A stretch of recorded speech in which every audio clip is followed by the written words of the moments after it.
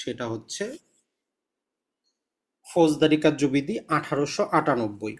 তো শুরু করার প্রথমেই যে সমস্যাটা হবে, যাদের কাছে পুরাতন বেয়ার অ্যাক্ট আছে অথবা পুরাতন লেখকের বই আছে, যেহেতু আইনটার মধ্যে অনেক গুরুত্বপূর্ণ চেঞ্জ করা হয়েছে, মোটামুটি প্রায় 15টা বিষয়বস্তু চেঞ্জ করা হয়েছে। আপনি নতুন বেয়ার অ্যাক্ট না নিলেও চলবে, পুরাতনটার উপরই লিখলেই চলবে, অতটা বেশি কিন্তু কিছু না। তাহলে আমরা ওয়ান বাই ওয়ান শুরু করার চেষ্টা করি। অলরেডি আমরা গ্রুপে পিডিএফটা দিয়ে দিচ্ছি, সেখান থেকে দেখার চেষ্টা করবেন। আর পাশাপাশি আমরা যে জিনিসটা বলবো, যে অবশ্যই ক্লাসটা শুনতে শুনতে কিছুটা লেখার চেষ্টা করবেন। কারণ আমরা যত কিছুই পড়ি, যদি একটু লেখার চেষ্টা করি, আমাদের কিন্তু মনে থাকবে বেশি দিন। তো চলুন প্রথমে আমরা একটু দেখার চেষ্টা করি যে আমাদের এই সিআরপিসি আমরা কিভাবে আয়ত্তে নিতে পারবো, এর ভিতরে কি জিনিসটা আছে। দেখেন, এই 565টা সেকশন কিন্তু কম সেকশন না। আর যেহেতু এটা একটা পদ্ধতিগত আইন, কোনো একটা সেকশন আমরা বাদও দিতে পারবো না, পদ্ধতিটা বাদ পড়ে যাবে। যেমন আপনি ঢাকা থেকে চট্টগ্রাম যাবেন, ঢাকায় আসতে হবে, টিকিট কাটতে হবে, গাড়িতে উঠতে হবে, যাইতে হবে, তারপরে নামতে হবে। এখন কোনো এক জায়গায় মিস করা যাবে না। তো তাহলে কোন টেকনিকে আমরা সেকশনগুলোকে কম করতে পারবো, সেটাও কিন্তু আমাদের বুঝতে হবে যে আমাদের গুরুত্বপূর্ণ কোন জিনিসটা। তো আমরা শুরু করি তাহলে। বাস্তব জীবনের সাথে মিলিয়ে আমরা পড়ার চেষ্টা করব। মনে রাখবেন, প্রয়োজনে আপনি পরবর্তীতে এই ভিডিওটা 2বার বা 3বার দেখবেন, তাহলে এই যে আপনার একটা ভীতি আছে এত বড় সাবজেক্ট আমি কি পড়বো, সেটা আপনার কেটে যাবে। তো প্রথমে আমরা যে জিনিসটা করার চেষ্টা করি সেটা হচ্ছে, আমাদের আশেপাশে প্রতিনিয়ত প্রতিদিন হাজারো কি হচ্ছে, অপরাধ সংগঠিত হচ্ছে। তো আপনি চিন্তা করেন যে বাস্তবে আপনার চোখের সামনে কি হলো, একটা অফেন্স ঘটলো। বাংলা নামের পাশাপাশি অবশ্যই কিছু সিআরপিসি, সিপিসি অথবা পেনাল কোডে যখন আপনি পড়বেন, ইংরেজি শব্দটা মনে রাখবেন। তাহলে একটা অফেন্স বা অপরাধ সংগঠিত হইল। তো একজন সাধারণ ব্যক্তি হিসাবেও আপনি কোথায় যাবেন, হয় নিকটবর্তী থানায় যাবেন, অথবা আপনার কোনো পরিচিত আইনজীবী থাকলে তার সাথে পরামর্শ করবেন। তো ওই জিনিসটা বাস্তবে আমরা আজকে এখানে দেখব যে এইভাবে করে আমরা কিভাবে শিখতে পারবো। তো যখন একটা অফেন্স সংগঠিত হইলো, আমরা কি করলাম, নিকটবর্তী থানায় গেলাম।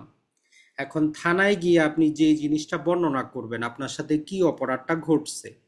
তো এইটা শোনার পর যিনি থানার দায়িত্বরত কর্মকর্তা থাকবেন, উনি আপনার বক্তব্যটা শোনার পর ওনার কাছে দুইটা পন্থা আছে, যে আপনার বিরুদ্ধে যে অপরাধটা হয়েছে সেটাতে আপনি কি হবেন, সেটা কি আমলযোগ্য হবে না আমল অযোগ্য হবে। এখন এখানে আমরা দুইটা শব্দ পাবো, আমলযোগ্য, আমল অযোগ্য। ইংরেজি হচ্ছে কগনিজেবল, নন কগনিজেবল। এই দুটো শব্দ আপনার মুখস্থ রাখতে হবে। তাহলে আমার বিরুদ্ধে যে অপরাধটা সংগঠিত হইলো, আমি থানায় গেলাম, বলার পরে পুলিশ তার নির্ধারিত পন্থা যাচাই করে দেখতেছে, হয় সেটা আমলযোগ্য মানে কগনিজেবল, অথবা হচ্ছে আমল অযোগ্য বা নন কগনিজেবল। এখন দুইটা হইলে কোনটার কি অবস্থা হবে? যদি সেটা আমল অযোগ্য হয়, আরো সাধারণ করে যদি আমরা বলি, আমল অযোগ্য মানে কমন সেন্সে আপনি ধরে নিতে পারেন যে ছোটখাটো ব্যাপার, অতটা সিরিয়াস কোনো ব্যাপার না। আর কগনিজেবল মানে একটু সিরিয়াস ব্যাপার, যেমন হত্যা, ধর্ষণ, ডাকাতি, লুণ্ঠন, এগুলা হচ্ছে কগনিজেবল অন এভারেজে, যদিও কিছু পার্থক্য আছে। তাহলে যখন আপনার বিরুদ্ধে ওই অপরাধটা হইল খুবই সিরিয়াস প্রকৃতির, আমরা বলতেছি কগনিজেবল, তাহলে পুলিশ সেটার কি করবে, একটা এফআইআর দাখিল করবে। আর যদি ছোটখাটো ব্যাপার হয়, অতটা সিরিয়াস প্রকৃতির না হয়, আইন বলে যে এটা হচ্ছে নন কগনিজেবল মানে আমল অযোগ্য। আমলযোগ্য আর অযোগ্যর মধ্যে এক শব্দ যদি আপনি বুঝতে চান, যে পুলিশ নিজে থেকে নিজে ওইটা কি করতে পারবে না, কোনো প্রকার তদন্ত করতে পারবে না, কাউকে গ্রেপ্তারও করতে পারবে না। এইটা হচ্ছে আমলযোগ্য আর আমল অযোগ্যের মধ্যে মেইন পার্থক্য। যদি কোনো জিনিসে পুলিশ নিজে থেকে নিজে কি করতে পারে, তদন্ত শুরু করতে পারে, আসামিকে গ্রেপ্তার করতে পারে, আমরা বলি যে কগনিজেবল মামলা। আর যদি এটা না করতে পারে, তখন সেটা হচ্ছে নন কগনিজেবল। এখন যখন নন কগনিজেবল হবে, নর্মালি যেটা হয়, পুরাতন যেহেতু আমাদের পুলিশ আইন, তাদের একটা সহজ বাংলায় বলি আমরা, যে রোজ নামসা মানে ডেইলি ডায়েরি, ওই বইয়ের মধ্যে তারা জাস্ট এন্ট্রি করবে, রেখে দিবে, এতটুকুই। আপনাকে বলবে যে আপনি আদালতে গিয়ে মামলা করেন। তাহলে আমল অযোগ্য হইলে আমরা থানায় মামলা দায়ের করতে পারবো না। এইটা যাতে আপনার ক্লিয়ার থাকে। এখন এই যে দুইটা শব্দ বললাম, আপনি কিভাবে বুঝবেন কোন মামলাটা আমলযোগ্য আর কোনটা আমল অযোগ্য? তো সেটার জন্য আমাদের লম্বা চড়া একটা লিস্ট আছে, যেটা আমরা একটু পরে দেখব। এখন ধরলাম যে আমরা যেই অপরাধটা হইলো আমাদের বিরুদ্ধে, তখন আমরা থানায় গেলাম, পুলিশ বলল যে ঠিক আছে, আপনি কি করলেন, আপনি যে সংবাদটা দিচ্ছেন এটা হচ্ছে আমাদের কগনিজেবল, মানে আমলযোগ্য মামলা, পুলিশ নিজে থেকে নিজে ইনভেস্টিগেশন করতে পারবে এবং অভিযুক্ত আসামিকে গ্রেফতারও করতে পারবে। এখন ফৌজদারি মামলায় আমাদের যে জিনিসটা হয়, ফৌজদারি মামলা যিনি করতে যান, যিনি সংবাদ দেন, যিনি থানায় উপস্থিত হন, তাকে আমরা নানা প্রকার নামে ডাকতে পারি। একটা হচ্ছে ফরিয়াদি, যিনি বিচার চান। একটা হচ্ছে যে যিনি সংবাদদাতা, যার কোনো লেনা দেনা নাই, জাস্ট উনি একটা অপরাধ সম্পর্কে জানেন, থানায় গেছেন সেটা জানানোর জন্য।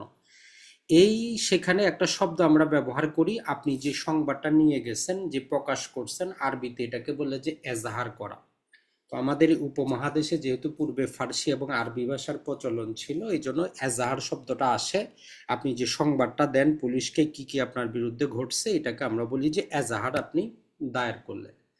তো ওই এজাহারের উপর ভিত্তি করে পুলিশ কি করে, পুলিশ আইন এবং সিআরপিসি অনুযায়ী নির্ধারিত তাদের যে বই আছে সেখানে এন্ট্রি করে, যেটাকে আমরা বলি যে এফআইআর, মানে হচ্ছে ফার্স্ট ইনফরমেশন রিপোর্ট। তো এই শব্দটা থেকেও আমরা বারবার এমসিকিউ পাই যে এফআইআর মানেটা কি, এর বিশ্লেষণটা কি। তাহলে এটা হচ্ছে আমাদের প্রাথমিক তথ্য বিবরণী, মানে ঘটনা সম্পর্কে সর্বপ্রথমে কি জানা গেল। তো যদিও আমরা এটাকে যদি বাস্তবত্বে ধরি, এটার আইনগত কোনো মূল্য থাকার কথা না, সাক্ষ্যগত কোনো মূল্য থাকার কথা না, কারণ এটা যে কোনো ব্যক্তি দিতে পারে। আপনি রাস্তা দিয়ে হাঁটে যাচ্ছেন, দেখছেন একজন আরেকজনকে গুলি করলো, আপনি পুলিশের কাছে গিয়ে কি করলেন, সংবাদটা দিলেন যে ওই জায়গায় একটা হত্যাকাণ্ড সংগঠিত হয়েছে। এর চাইতে বেশি এটা সাক্ষ্যগত মূল্য থাকার কথা না। কিন্তু বাস্তবত্বে আমরা জানি যে এই এফআইআরটা অনেক কাজে লাগে। এই এফআইআর এর উপর ভিত্তি করে একটা ফৌজদারি মামলা কোয়াশমেন্ট পর্যন্ত চলে যায় এফআইআর এর ত্রুটির কারণে। তাহলে এই এফআইআরটা একটা নির্ধারিত ফর্মে হয়, সেখানে নির্ধারিত জিনিস উল্লেখ করা থাকে। এখন আপনি যখনই সিআরপিসি পড়বেন, তাহলে এই যে কয়েকটা লাইনও আমরা পড়লাম, এটার মধ্য থেকে আপনার মধ্যে এখন জানার যে প্রশ্নটা আসার কথা, সেটা হচ্ছে অফেন্স জিনিসটা কি। আমরা যে বললাম অপরাধ, তাহলে অপরাধ জিনিসটা কি, এর ডেফিনেশন আমাদের দেওয়া আছে, পেনাল কোডেও দেওয়া আছে, এই সিআরপিসিতেও দেওয়া আছে। বলতেছে যে যেইটা আইনগতভাবে আইনে যার শাস্তি নির্ধারণ করছে সেটাই হচ্ছে আমাদের অপরাধ। আরেকটা হচ্ছে আমাদের আমলযোগ্য, মানে যেটা পুলিশ নিজে থেকে নিজে ইনভেস্টিগেশন করতে পারবে, আসামিকে গ্রেফতার করতে পারবে। এরপরে এফআইআর। তো এইটা আপনি নিজেকে নিজে প্রশ্ন করবেন যে এফআইআর জিনিসটা কি, এফআইআর মানেটা কি, এফআইআর কোথায় দায়ের হয়, কোন ধারায় দায়ের হয়। তাহলে এটা হচ্ছে আমাদের ফার্স্ট ইনফরমেশন রিপোর্ট। যখন আপনি পুলিশের কাছে গিয়ে আপনার বিস্তারিত তুলে ধরলেন, পুলিশ স্বীকার করলো যে এটা হচ্ছে একটা কগনিজেবল অফেন্স, তখন ওইটার বিপরীতে একটা এফআইআর দায়ের হইল। এখন আমাদের আইনে এই এফআইআর এর ভিত্তিতে আপনার যে মামলাটা দায়ের হইল, এটাকে আমরা বলি যে জিআর মামলা, মানে জেনারেল রেজিস্টারে এন্ট্রি হয়েছে, ওই জন্য বলি আমরা এটা জিআর মামলা, মানে পুলিশ থানায় দায়েরকৃত মামলা, মানে হচ্ছে একটা কগনিজেবল অফেন্সের মামলা। তো আইনগতভাবে বাধ্যবাধকতা হচ্ছে যখনই কোনো এফআইআর সাবমিট হবে, এফআইআর পুলিশ দায়ের করবে, পুলিশের উপর আইনগত কিছু বাধ্যবাধকতা চলে আসে। মানে এমন না যে সে এফআইআর দায়ের করলো আর চুপ মারে বসে থাকবে, বসে থাকতে পারবে না। তো আমাদের সিআরপিসিতে সেখানে পুলিশের কিছু নির্ধারিত কাজ করতে হয় এফআইআর যখন দায়ের হয়। সহজ অর্থে আমরা বলতে পারি পুলিশ তার তদন্তটা শুরু করে দিবে, ইনভেস্টিগেশন শুরু করবে। এখন এই যে শব্দটা, এটাও আপনার জন্য একটা গুরুত্বপূর্ণ এমসিকিউ, যে তদন্ত বা ইনভেস্টিগেশন জিনিসটা কি, এটার মূল উদ্দেশ্য কি, কারা করে, সিআরপিসির কত ধারা থেকে কত ধারায় আছে। এই জিনিসটা যাতে আপনার ইনভেস্টিগেশন শব্দটা মনে আসার সাথে সাথে আপনি বুঝতে পারেন। তাহলে ইনভেস্টিগেশন নর্মালি পুলিশ করতে পারে, আর আদালতের আদেশে যে কোনো ব্যক্তি করতে পারে। ইনভেস্টিগেশন দুইজন ব্যক্তি করতে পারে, ইন জেনারেল পুলিশই করবে, অথবা আদালত যদি কোনো ব্যক্তিকে বিশেষভাবে ক্ষমতা দেয় তাহলে সে যে কোনো ঘটনার ইনভেস্টিগেশনটা করতে পারে। তো এটা যখন আমরা সিআরপিসি পড়বো, 154 থেকে নিয়ে 176 পর্যন্ত আমাদের এই ইনভেস্টিগেশন রিলেটেড জিনিসটা আলোচনা করে, যেটা সর্বাবস্থায় প্রতিদিন আপনি যখন আদালতে যাবেন, আপনি যখন মক্কেলের সামনাসামনি হবেন, মক্কেলের জামিন চাবেন, এই জিনিসটা আপনার উপর নির্ভর করবে যে পুলিশ ইনভেস্টিগেশন ঠিকমতো করতেছে কিনা, কতদিনের রিমান্ড হচ্ছে, যদি আসামি দোষ স্বীকার করতে চায় কিভাবে করবে, তার মানে এই যে ইনভেস্টিগেশন জিনিসটা, এইটা আপনি হাইলাইট করে রাখবেন। এই রিলেটেড যা কিছু আছে আপনার এমসিকিউ লিখিত ভাইবার জন্য গুরুত্বপূর্ণ। তদন্ত রিলেটেড আপনি যেখানে যা কিছু পাবেন এইটা আপনি বুঝে মুখস্থ করে নেবেন, এটা সর্ব অবস্থায় গুরুত্বপূর্ণ। তো এই জন্য সিআরপিসির প্রতিটা জিনিস আমাদের গুরুত্বপূর্ণ না, ইনভেস্টিগেশন গুরুত্বপূর্ণ, এফআইআরটা গুরুত্বপূর্ণ, কগনিজেবল অফেন্স গুরুত্বপূর্ণ। এখন ইনভেস্টিগেশনের মূল উদ্দেশ্য যদি আপনি এক কথায় যদি আপনাকে ভাইবাতেও জিজ্ঞাসা করে লিখিততে আসে, সেটা হচ্ছে যে কালেকশন অফ এভিডেন্স। যে অপরাধটা সংগঠিত হয়েছে তার পারিপার্শ্বিক যত প্রকার এভিডেন্স আছে এইগুলা সংগ্রহ করাই হচ্ছে ইনভেস্টিগেশনের মূল দায়িত্ব, আর কোনো কিছু না। তাহলে ইনভেস্টিগেশনকে আমরা এক কথায় বলতে পারি কালেকশন অফ এভিডেন্স, মানে হচ্ছে ওই অপরাধ রিলেটেড যে সাক্ষ্য প্রমাণ আছে এগুলা সংগ্রহ করার এক শব্দে হচ্ছে ইনভেস্টিগেশন। তো এই ইনভেস্টিগেশন করতে গিয়ে পুলিশ কি করতে পারে, যদি আসামিকে পাওয়া যায় তাকে সে গ্রেফতার করবে। তাহলে এই হয়ে গেল আমাদের একটা জিআর মামলা দায়েরের প্রাথমিক একটা স্তর। আপনার দায়িত্ব হচ্ছে আপনি নিজে কাগজের মধ্যে এই স্তরটা নিজে একবার লেখার চেষ্টা করবেন যে আপনি পারতেছেন কিনা। তাহলে একটা অফেন্স সংগঠিত হইল, পুলিশ থানায় গেলেন, অফেন্সটা বর্ণনা করলেন, পুলিশ বলল কগনিজেবল, তাহলে তারা আপনার যে প্রকাশিত কথা যেটাকে আমরা এজাহার বলতেছি ওইটাকে এফআইআর এ কনভার্ট করলো, কনভার্ট করে ইনভেস্টিগেশনটা শুরু করলো। শুরু করার পরে যা কিছু পাইলো কালেকশনটা তারা নিল এবং আসামিকে পাইলে গ্রেফতার করলো। এখন বাংলাদেশে যেটা হয় যে অনেক ক্ষেত্রে আপনি থানায় গেলে আপনার মামলাটা নেয় না, যদিও কগনিজেবল, অথবা সেটা হচ্ছে আপনার নন কগনিজেবল, তখন তারাই বলতেছে আপনি আদালতে যান। তো আদালতে যখন আপনি যাচ্ছেন, কোন আদালতে যাবেন এখানেও আপনি কিছু শব্দ পাবেন, এটা আপনাকে ক্লিয়ার হতে হবে যে আপনি কোন আদালতে মামলাটা দায়ের করবেন। নর্মালি মামলা দায়েরের ক্ষেত্রে আমরা বলতে পারি যে দুই প্রকারের আদালত পাবো, প্রচলিত শব্দে আমরা বলতেছি যে সেটা হচ্ছে আমলি আদালত। মূল কথাটা হচ্ছে যেই আদালত আমাদের মামলাগুলো কগনিজেন্সে নেয়, গ্রহণ করে, সেগুলোকে আমরা আমলি আদালত বলি। আরেকটা হচ্ছে যে বিচারিক আদালত, একজন ম্যাজিস্ট্রেট যে আপনার মামলাটা গ্রহণ করে সে ওই মামলাটা বিচারের ক্ষমতা নাও রাখতে পারে। যেমন একটা হত্যা মামলা, ধর্ষণের মামলা, ডাকাতির মামলা, কোনো ম্যাজিস্ট্রেটের এখতিয়ার নাই, তবে সে মামলাগুলো কগনিজেন্সে নেয়, আসামিকে গ্রেফতারের অর্ডার দেয়, রিমান্ড দেয়, সবকিছু যখন রেডি হয় তখন সেটা যে বিচার করতে পারবে, কে করতে পারবে ওইটা আমরা পাবো একটু পরে, শিডিউলে দেওয়া আছে যে কোন মামলার বিচার কোন ম্যাজিস্ট্রেট কোন আদালত করবে।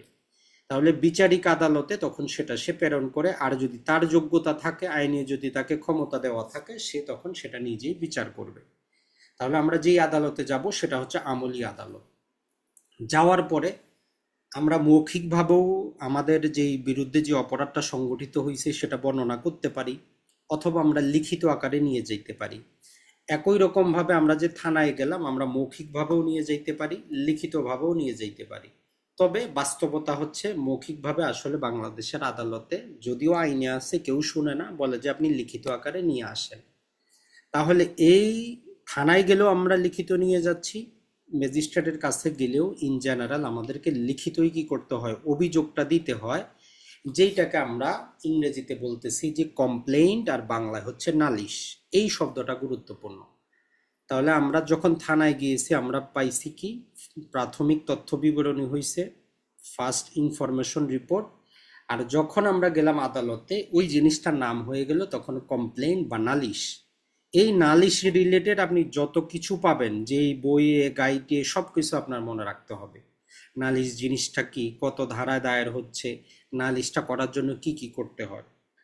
তাহলে এই নালিশটা নর্মালি সিআরপিসির আমরা 200 ধারায় দায়ের করি। এখন এই নালিশের ভিত্তিতে যে মামলাটা আদালতে রুজু হবে এটাকে আমরা বলি যে এটা হচ্ছে আমাদের সিআর মামলা।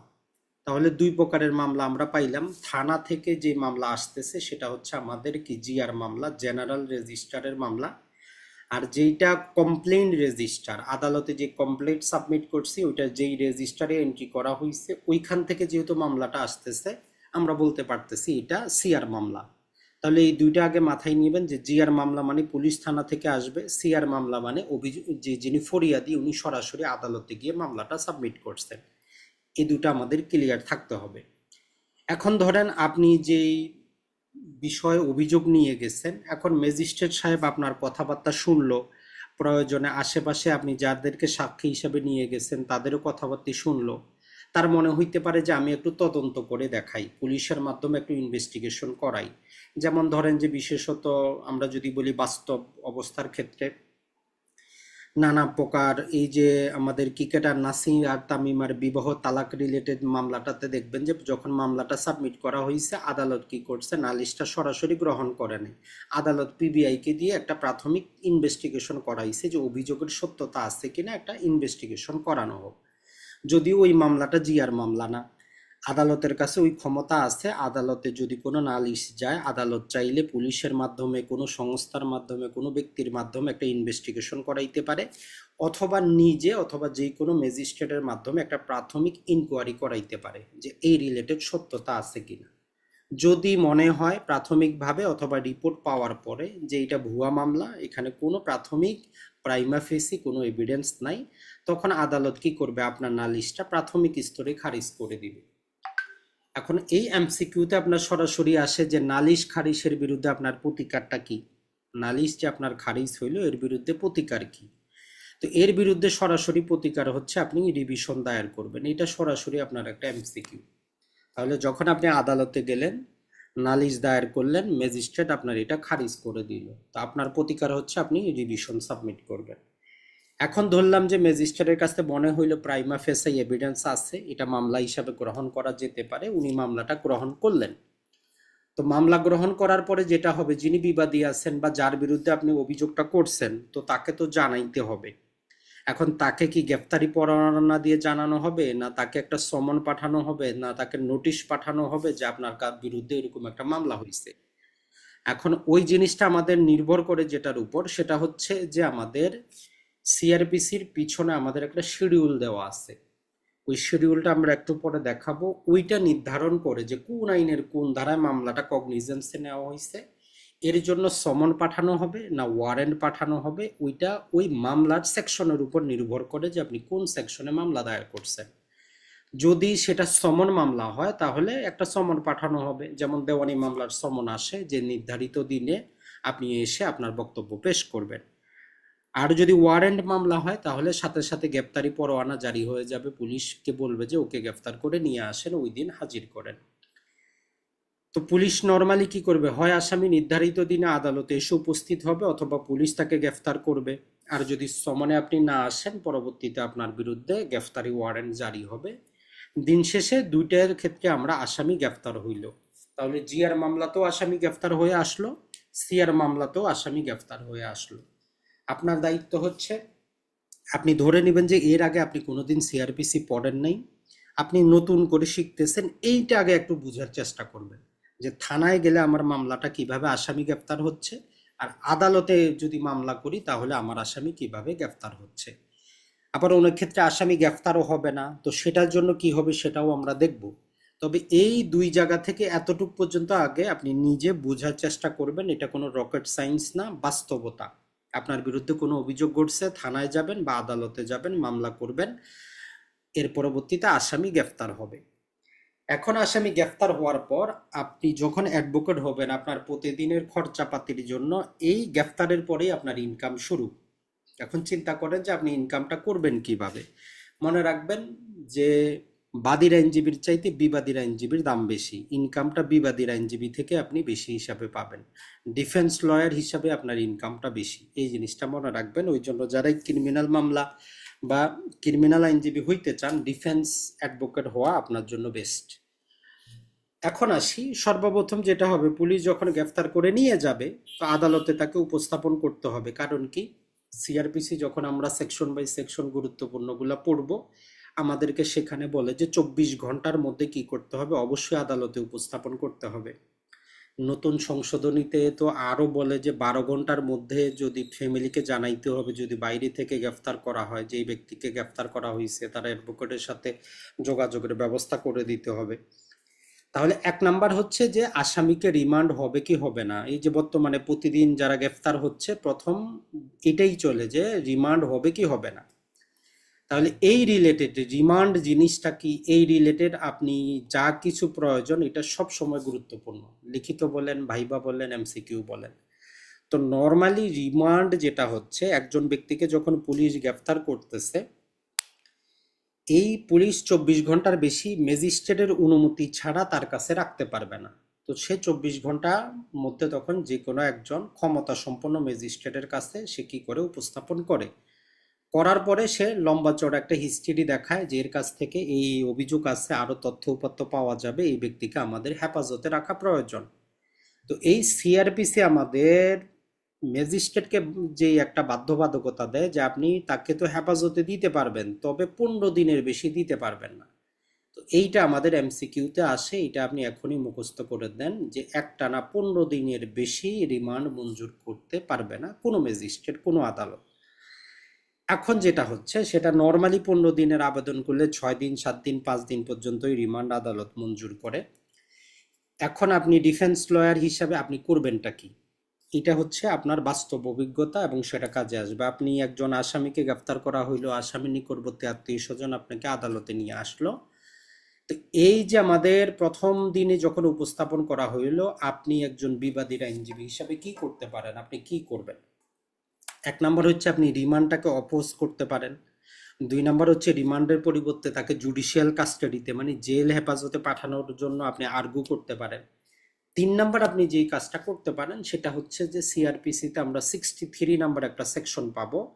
আপনি ওই প্রাথমিক অবস্থায় কি করতে পারেন, আসামির ডিসচার্জ চাইতে পারেন। তাহলে প্রথম শুনানিতে যখন রিমান্ডের আবেদন করা হইল, আপনি তার ডিসচার্জ চাইতে পারেন কিভাবে, যে এই তার বিরুদ্ধে যে অভিযোগে পুলিশ তাকে এখানে উপস্থাপন করছে এইটা একদম সম্পূর্ণ ভোগাস। সিআরপিসি 63-র অধীনে ম্যাজিস্ট্রেট সাহেব তাকে ডিসচার্জ করতে পারে। তাহলে প্রথম আমরা একটা শব্দ শুনলাম ডিসচার্জ বা অব্যাহতি, এটা সিআরপিসিতে বারবার আপনি পাবেন। তাহলে এই একটা আপনি কাজে লাগাইতে পারেন, হয় আপনি তার ডিসচার্জ চান, যদি ম্যাজিস্ট্রেট সেখানে এগ্রি না করে তাহলে অ্যাটলিস্ট আপনার আসামিকে রিমান্ডে না নিয়ে যাতে জুডিশিয়াল কাস্টাডিতে প্রেরণ করা হয়। কারণ হচ্ছে পুলিশ হেফাজতে যারা থাকে আমরা সবাই জানি, আর বাংলাদেশে একটা প্রচলিত ধারণা আছে যে রিমান্ড পাওয়ার মানে হচ্ছে পুলিশ আইনগতভাবে আসামিকে কি করতে পারে, মারতে পারে। আপনার অঞ্চলে দেখবেন যারাই একটু মোটামুটি মাতাব্বর টাইপের তারা বলবে যে রিমান্ড মানে হচ্ছে কি আইনগতভাবে তাকে মারার অধিকার পাইলো। তো বিষয়টা তো এমন না, আমরা সবাই জানি। তাহলে আসামি যখন আদালতে উপস্থিত হইল, যদি রিমান্ড হয় সর্বোচ্চ 15 দিন হইতে পারে একটানা, আপনি যতদিন কমাইতে পারেন।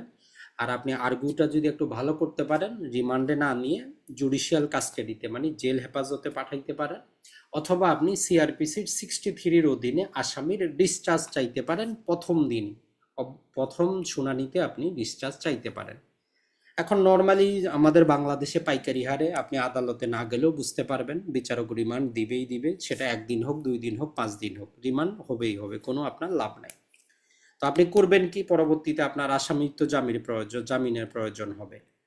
তো সেই ক্ষেত্রে এখন এই জামিন বা বেইল রিলেটেড যত জিনিস আছে সেটা সব সময় গুরুত্বপূর্ণ। এটা আপনি যখন আইনজীবী হিসাবে আদালতে যাবেন এটা আপনার লাগবেই লাগবে। নর্মালি আমাদের যে সিআরপিসি আছে এখানে সিআরপিসিতে আগাম জামিন বলে কোনো শব্দ নাই। আগাম জামিন যেটা আমরা বলি অ্যান্টিসিপেটরি বেল, যেটা হাইকোর্ট থেকে নেওয়া হয়, এর একটা বিধান ছিল স্বাধীনতার পরে যুক্ত করে আবার 84 সালের দিকে বাতিল করা হয়েছে। তাহলে সরাসরি আমাদের সিআরপিসিতে অগ্রিম যেটা জামিন, আগাম জামিন, এই জামিনের কোনো অস্তিত্ব নাই। ওই সেকশনটা বাদ করে দেওয়া হয়েছে। আগাম জামিন মানে হচ্ছে আপনি জানতে পারলেন আপনার বিরুদ্ধে একটা মামলা হয়েছে, পুলিশ আপনারে গ্রেফতার করবে, তো আপনি হাইকোর্টে গিয়ে কি করলেন, 2 সপ্তাহ 4 সপ্তাহের জন্য জামানত চাইলেন, জামিন চাইলেন, বিচারক আপনাকে বলল যে ঠিক আছে আপনারে 2 সপ্তাহ জামিন দেওয়া হইলো, 2 সপ্তাহের মধ্যে আপনি কি করবেন, ওই যে যেই আদালতে মামলাটা হচ্ছে সেখানে গিয়ে আত্মসমর্পণ করবেন। তো বর্তমানে ওই জামিনটা আমাদের দেওয়া হয় সিআরপিসির, আমরা যখন পড়বো 498 ধারার অধীনে একটা অপশন আছে জাস্ট জামিন দেওয়া এবং আমাদের বেইল বন্ডটা কমানো। এখানে নর্মালি এটা ব্যবহার করা হইতো যে শাস্তির পরে, ধরেন আপনারে 5 বছর শাস্তি দেওয়া হয়েছে, এখন ওই শাস্তির পরে আপনি জামিন করতে পারতেন। তো ওইখানে আমাদের দায়রা জজরাও পারে, হাইকোর্টও পারে। তো বাস্তব প্র্যাকটিস হচ্ছে নর্মালি ওই ধারার অধীনে হাইকোর্টে আমরা আগাম জামিন চাই।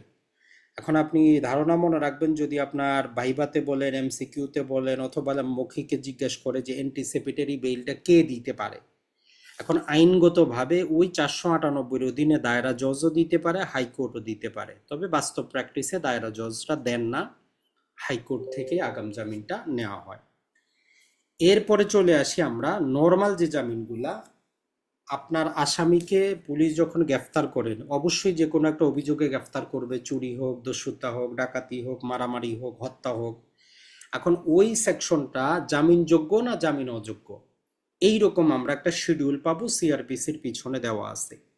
যদি ওইটা জামিনযোগ্য হয়, নর্মালি জামিন পাবেন, বিচারক জামিন দিতে বাধ্য। যদি স্পেশাল কোনো কারণে উনি জামিন না দেন, উনি ওনার আদেশনামায় লিখবেন যে জামিনযোগ্য মামলায় উনি কেন জামিনটা দিচ্ছেন না। আর যদি সেটা জামিন অযোগ্য হয়, তাহলে নর্মালি এটা বিচারকের এখতিয়ার উপর নির্ভর করে, চাইলে জামিন দিতে পারেন, না চাইলে নাই।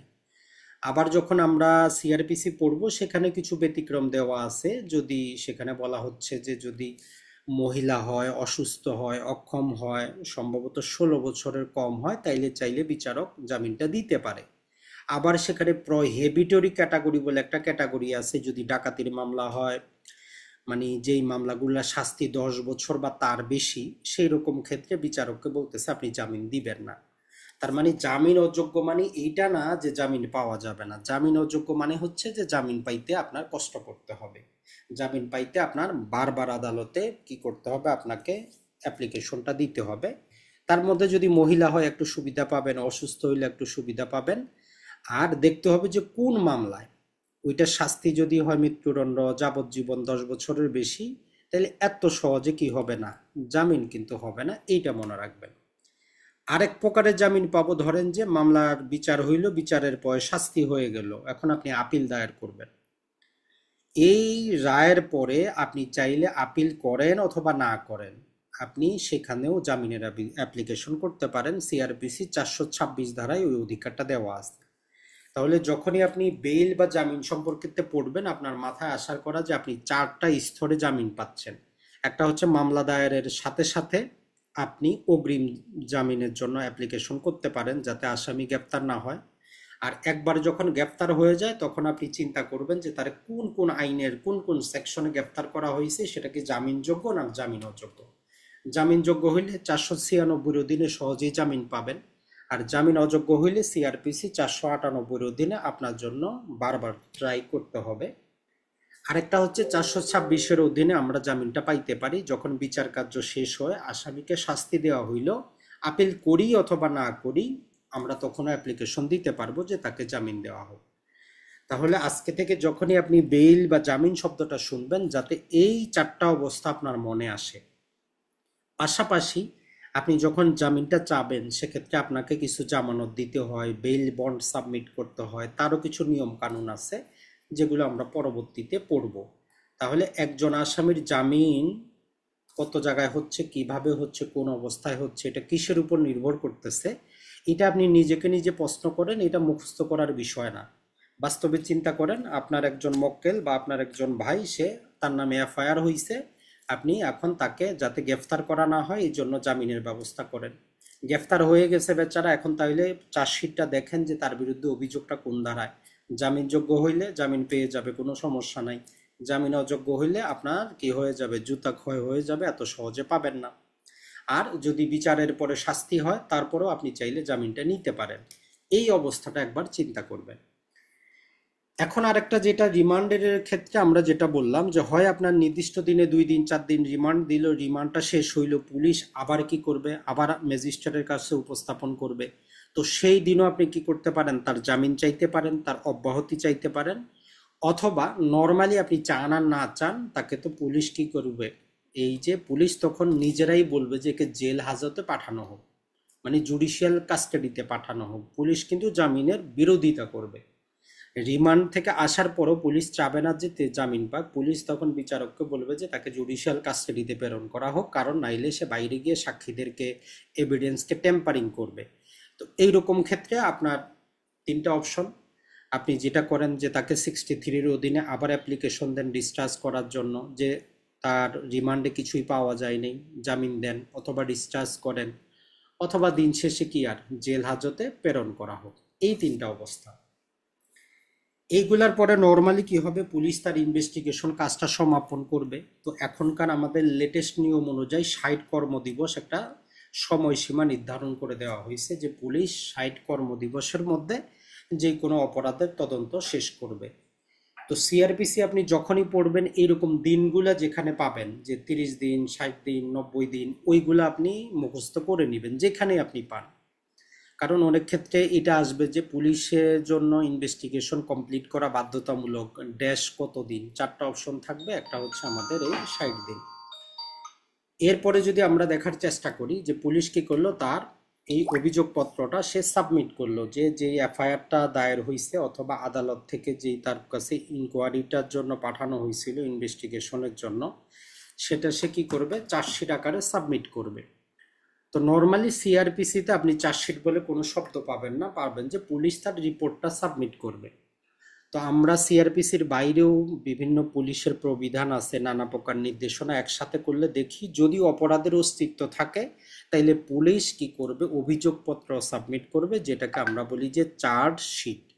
আর যদি দেখা যায় যে অপরাধের অস্তিত্ব নাই, তাহলে পুলিশ কি করবে, একটা চূড়ান্ত প্রতিবেদন, ফাইনাল রিপোর্ট সাবমিট করবে। তাহলে পুলিশ যে রিপোর্টগুলো সাবমিট করতেছে এটা নির্ভর করে অপরাধের অস্তিত্ব থাকলে চার্জশিট, না থাকলে ফাইনাল রিপোর্ট। এখন এই ফাইনাল রিপোর্টটা যখন আসলো, তার মানে কি আসামি নিরাপরাধ, তার বিরুদ্ধে পুলিশ কোনো প্রকার কি পায় নাই, এভিডেন্স পায় নাই। তো এরকম ক্ষেত্রে আপনি কি করবেন, আপনি যদি বাদী হন, ফরিয়াদি হন, আপনি যদি এই সংবাদদাতা হন, আপনি তখন সেখানে নারাজি পিটিশন দেন। নর্মালি সিআরপিসিতে নারাজি পিটিশন বলে কোনো পিটিশন নাই, কোনো শব্দ নাই। এটা জাস্ট প্রথাগতভাবে আমরা যখন এই প্র্যাকটিসটা করে আসতেছি, তো দেখা যায় যে যখন কোনো তদন্তের উপর আমরা সন্তুষ্ট না হই, তখন আমরা সেখানে একটা আপত্তি দায়ের করি। মূল প্রপার শব্দ হবে আপত্তি দায়ের করা। তো প্রচলিতভাবে আদালতে বলেছে নারাজি পিটিশন, যে পুলিশ যে ইনভেস্টিগেশন রিপোর্টটা সাবমিট করছে, এখানে সংবাদদাতা বা অভিযোগকারীর আপত্তি আছে, উনি চান অধিকতর আরো কি করা হোক, তদন্ত করা হোক। তখন সেটা বিচারকের উপর নির্ভর করে, যদি বিচারক মনে করে যে না পুলিশের ও ইনভেস্টিগেশন ঠিক আছে, তাইলে সে আসামিকে অব্যাহতি দিয়ে দিবে। আর যদি তার মনে হয় তাহলে সে অধিকতর তদন্ত করাবে ভিন্ন সংস্থা দিয়ে, যদি প্রথমটা পুলিশ করে পিবিআই কে দিবে, ডিবি কে দিবে, সিআইডি কে দিতে পারে, অথবা আঞ্চলিক বিভিন্ন প্রকার নির্দিষ্ট কোনো ব্যক্তির মাধ্যমেও ম্যাজিস্ট্রেট সাহেব ইনভেস্টিগেশনটা করাইতে পারেন। তাহলে এইটা গেল চূড়ান্ত প্রতিবেদন।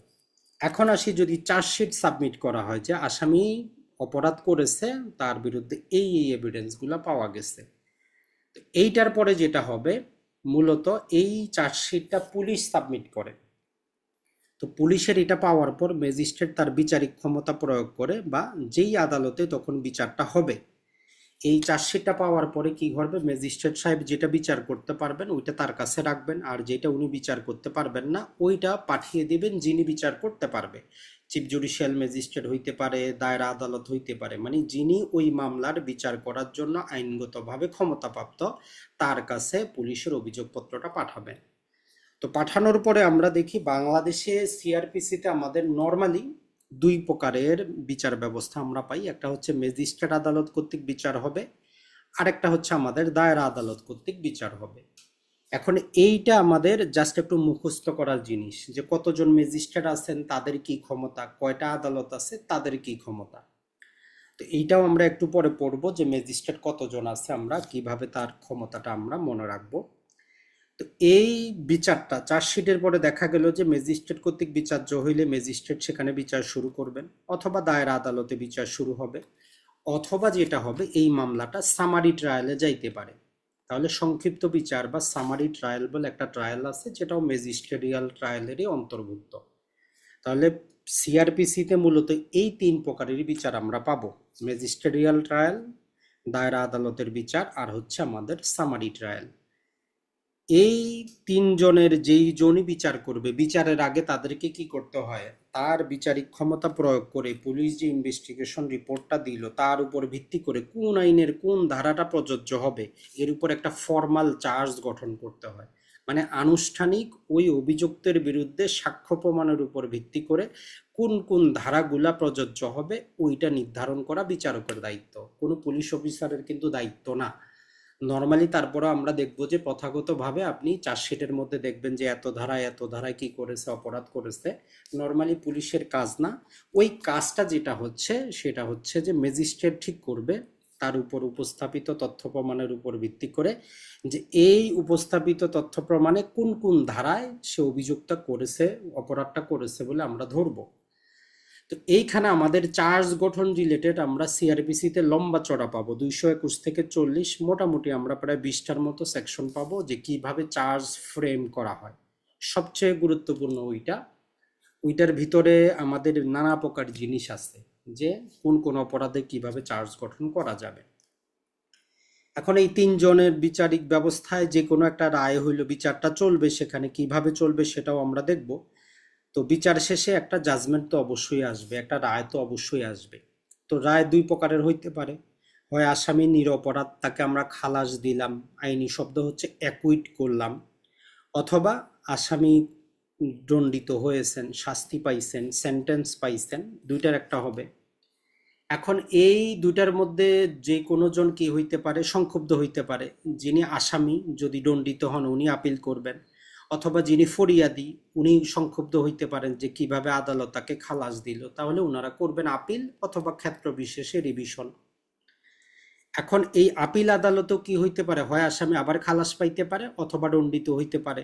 তো দিন শেষে যদি খালাস পায় তো সে অ্যাকুইট হয়ে গেল, আর যদি সে দণ্ডিত হয় তাহলে আমরা তার দণ্ডটা কি করব, কার্যকর করব। তাহলে এইটুকু আমরা একটু মাথায় নেওয়ার চেষ্টা করব যে চার্জ গঠনের পর সেটা ম্যাজিস্ট্রেট হোক, দায়রা আদালত হোক, তারা ফর্মালি চার্জ গঠন করে একটা বিচার করে একটা রায় দিবে, হয় আসামি নির্দোষ প্রমাণিত হবে অথবা দণ্ডিত হবে। এরপরে সংক্ষুব্ধ পক্ষ আপিল করবে অথবা রিভিশন করবে। এর ফলাফলে হয় কেউ খালাস পাবে অথবা পুনরায় তার দণ্ডটা বহাল থাকবে। এরপরে আমরা ওই দণ্ডটা কার্যকর করব, যদি মৃত্যুদণ্ড হয় তার ফাঁসি কার্যকর করব, যদি জেল হয় জেল হাজতে পাঠাবো, যদি অর্থদণ্ড হয় অর্থদণ্ড আদায় করব। এখন যখন এই সিআরপিসিটা আমরা আরেকটু সূক্ষ্মভাবে পড়বো, আমরা আরো ছোটখাটো কিছু বিচারের ব্যবস্থা পাবো যেগুলো আমরা এক শব্দে মনে রাখতে পারি। একটা হচ্ছে লুনেটিক ট্রায়াল বলে একটা আমরা ট্রায়াল পাবো, অনেকগুলো সেকশন দেওয়া আছে, পাগলের বিচার। আরেকটা আমরা পাবো যে ট্রায়াল ইন অ্যাবস্টেনশিয়া বলে একটা ল্যাটিন শব্দ পাবো, যে আসামির অনুপস্থিতিতে কিভাবে বিচার। যেমন আমাদের এখন স্বৈরাচারী হাসিনার বিচার হচ্ছে, সে ইন্ডিয়া পালিয়ে আছে, ট্রায়াল ইন অ্যাবস্টেনশিয়া কিভাবে হবে। তো এই যে আমাদের সংশোধনীটা আনা হয়েছে, পূর্বে দুইটা পত্রিকায় কি করতে হইতো, সেক্ষেত্রে আমাদের বিজ্ঞপ্তি দিতে হইতো, এখন কমিয়ে বলতেছে একটাতে দিলেই চলবে। নর্মালি আমরা যেটা পড়লাম, ধরেন আপনার বিরুদ্ধে অভিযোগ আসলে সমন আসবে অথবা ওয়ারেন্ট আসবে, আপনি যদি গ্রেপ্তার হন তো ভালো, না হলে পরবর্তীতে কি করা হয়, আপনার বিরুদ্ধে প্রক্লেমেশন জারি করা হয়, মানে হুলিয়া জারি করা হয়। তারপরেও আপনি না আসলে আপনার সম্পত্তি অ্যাটাচ করা হয়। তারপরেও আপনি না আসলে আপনার বিরুদ্ধে দুইটা পত্রিকায় কি করা হয়, বিজ্ঞপ্তি দিয়ে বিচার শুরু করা যায়, যাকে আমরা বলি যে ট্রায়াল ইন অ্যাবস্টেনশিয়া। এই দুইটা বিচার পাইলাম, একটা হচ্ছে লুনেটিক ট্রায়াল আর একটা হচ্ছে আমাদের ট্রায়াল ইন অ্যাবস্টেনশিয়া। আরেকটা বিচার পাবো, শুধু একটাই সেকশন দেওয়া আছে, সেটা হচ্ছে যে যেমন ধরেন যে কোনো অন্ধ ব্যক্তি যে দেখতে পায় না, যে কানে শুনতে পায় না, যে আদালতের কার্যক্রমই বুঝতে পারতেছে না, এমন বিচারপতি, এমন আসামির বিচারটা কিভাবে হবে, এটার জন্য পৃথক একটা ব্যবস্থা আছে। একটাই সেকশন পাবো, ওইটা আমরা মনে রাখার চেষ্টা করব। এরপরে যেমন ধরেন যে আমাদের বর্তমানে যেটা হইল, পুলিশের যিনি প্রধান ছিলেন উনি কি হইলেন, আমাদের হাসিনার রাজসাক্ষী হইলেন, মানে সে অভিযুক্ত, সে রাষ্ট্রপক্ষে সাক্ষী দিবে। তো এই যে রাজ সাক্ষী যদি এখন মিথ্যা কথা বলে, সম্পূর্ণ কথা যদি না বলে, তারও পৃথক বিচার প্রক্রিয়া আছে, তার জন্য তিনটার মতো সেকশন আছে, ওইটা জাস্ট আমরা পৃথক করে পড়ে নিব যে কিভাবে আমরা যে টেন্ডার ও পার্ডন করা হয়, মানে একজন আসামিকে কিভাবে আমরা রাজ সাক্ষী বানাবো, আর সে যদি সত্য কথা না বলে তার বিচার আমরা পৃথকভাবে করব। ওই বিচার প্রক্রিয়াও দেওয়া আছে, যেটা আমরা এক লাইনে পড়তে পারবো। এরপরে আমরা সিআরপিসিতে আরেকটা জিনিস পাবো, আপনি যদি রাষ্ট্রদ্রোহিতামূলক কোনো কথাবার্তা বলেন, কোনো যদি বই লেখেন, ম্যাগাজিন প্রকাশ করেন, সরকার এগুলা বাজেয়াপ্ত করে একটা নির্দিষ্ট প্রক্রিয়ার মাধ্যমে। এটার জন্য আমাদের প্রায় 6-5টার মতো সেকশন দেওয়া আছে, যেগুলো আমাদেরকে প্রতিটা সেকশন পড়তে হবে, যে সরকার কিভাবে একটা পত্রিকা, একটা বই, যে কোনো পাণ্ডুলিপিকে বাজেয়াপ্ত করতে পারে। এরপরে আমরা আরেকটা পাবো, আমাদের 2007 সালে যেটা হয়, বিচার বিভাগ এবং নির্বাহী বিভাগ পৃথক হয়, যেখানে জুডিশিয়াল ম্যাজিস্ট্রেট আর নির্বাহী ম্যাজিস্ট্রেট পৃথক হয়। তো পূর্বে তো একসাথেই ছিল। তো এই জন্য সিআরপিসিতে আমরা নির্বাহী ম্যাজিস্ট্রেটের টোটাল যদি আমরা দেখি 107 থেকে নিয়ে মোটামুটি আমরা 148 পর্যন্ত কিছু সেকশন পাবো প্রিভেন্টিভ নেচারের, মানে একটা অপরাধ সংগঠনের পূর্বেই যাতে অপরাধটাকে দমন করা যায়, এটাকে বলি যে আমরা প্রিভেন্টিভ নেচারের অ্যাকশন নিব, এটা করেন নির্বাহী ম্যাজিস্ট্রেট। তাহলে এই নির্বাহী ম্যাজিস্ট্রেট কিভাবে পাবলিক নিউসেন্স রিলেটেড জিনিসগুলোতে বিচার করবেন, তার একটা বিচার প্রক্রিয়া আছে। আর আমাদের এই যে জায়গা জমির বিরোধ রিলেটেড দখলগত বিরোধ নিয়ে আমাদের স্পেশাল বিচার প্রক্রিয়া দেওয়া আছে। এই কয়েকটা হচ্ছে আমাদের পৃথক বিচার ব্যবস্থা। এখন আপনি যদি এই ছোট্ট বিচার ব্যবস্থাটা একটা পাতার মধ্যে রাখেন, জাস্ট 10 মিনিট যদি রিভিশন করেন, সারা জীবনও আর কিন্তু ভুলবেন না। তাহলে লুনেটিক ট্রায়াল, ট্রায়াল ইন অ্যাবস্টেনশিয়া, যে ব্যক্তি আদালতের কার্যক্রম বুঝে না তার বিচার প্রক্রিয়া, যে টেন্ডার অফ পার্ডন যাকে অফার করা হইল, রাজসাক্ষী সে যদি মিথ্যা কথা বলে তার বিচার প্রক্রিয়া, যে কোনো পত্রিকা বা পাণ্ডুলিপি বাজেয়াপ্ত করার বিচার প্রক্রিয়া, যে কোনো প্রিভেন্টিভ অ্যাকশন যারা আমাদের এক্সিকিউটিভ ম্যাজিস্ট্রেট বিচার করতেছে তার বিচার প্রক্রিয়া, এবং আমাদের ইমুভেবল প্রপার্টি রিলেটেড দখলগত বিরোধের বিচার প্রক্রিয়া। এইটাকে যদি আপনি পৃথক করতে পারেন, তখন দেখবেন যে আপনি যখন সিআরপিসি নিয়ে বসবেন আপনার কাছে মনে হবে যেটা তো পানির মতো সহজ, এটাতে এত জটিল কি আছে, কিছুই নেই। তো আমরা আপনাদের রিকোয়েস্ট করব, প্রয়োজনে আপনার আধা ঘন্টা সময় যাক, আপনি এই চারটা নিজে একবার না দেখে লেখার চেষ্টা করবেন আপনি পারতেছেন কিনা। যখন আপনি পারবেন তখন আপনি সিআরপিসির বইটা খুলবেন। খোলার পরে গুরুত্বপূর্ণ জিনিস যেগুলা আপনাকে ডিটেইলে পড়তে হবে সেইটা এখন আমরা একটু বলার চেষ্টা করি। এক নম্বরে হচ্ছে বাংলাদেশের এই যে ফৌজদারি আদালতের গঠন, আদালতের ক্ষমতাটা আপনাকে একদম স্বচ্ছ ধারণা থাকতে হবে, যে কোন কোন ম্যাজিস্ট্রেট আছেন, কোন কোন আমাদের বিচারক আছেন, কোথায় আপিল করব, কোথায় রিভিশন করব, কোথায় রিভিউ করব। এইটাতে আপনার কোনো কনফিউশন থাকলে আপনি এমসিকিউতে ভুল করবেন। তাহলে আমরা যখন সিআরপিসি পড়বো আমাদেরকে বলে যে 4 প্রকারের ম্যাজিস্ট্রেট আমাদের আছে। সেখানে হচ্ছে যে আমাদের এটা আবার কনফিউশন লেগে যায়, প্রথমে পাবো আমরা 2 প্রকার, নির্বাহী ম্যাজিস্ট্রেট, বিচারিক ম্যাজিস্ট্রেট। তারপর আবার আমরা পাবো আবার বিচারিক ম্যাজিস্ট্রেট হচ্ছেন 4 প্রকার। ওই 4 প্রকারের নাম আপনাকে মুখস্থ রাখতে হবে। যেমন আমাদের চিফ জুডিশিয়াল ম্যাজিস্ট্রেট, প্রথম শ্রেণী, দ্বিতীয় শ্রেণী, তৃতীয় শ্রেণী। একই রকম ভাবে দায়রা আদালতে কতজন বিচারক থাকে, 3 জন বিচারক থাকেন, দায়রা, অতিরিক্ত দায়রা, যুগ্ম দায়রা। যাতে আপনার কনফিউশন ছাড়া মনে থাকে, এটা শুধু মুখস্থ না, যাতে বাস্তবে আদালতের গঠনটা আপনার চোখের সামনে ভাসে। যে আপনি একটা মামলা নিয়ে গেলেন আমলি আদালতে, যে কোনো প্রথম অথবা দ্বিতীয় শ্রেণীর ম্যাজিস্ট্রেটের কাছে, তো সেইখানে যদি বিচার হয় আপনি দায়রা আদালতে আপিল করবেন, কখন আপনি হাইকোর্টে যাবেন, এই ধারণাটা যাতে আপনার ক্লিয়ার থাকে। 2 নাম্বার যে আপনার ধারণাটা ক্লিয়ার থাকতে হবে যে পুলিশ কিভাবে একটা আসামিকে গ্রেফতার করে।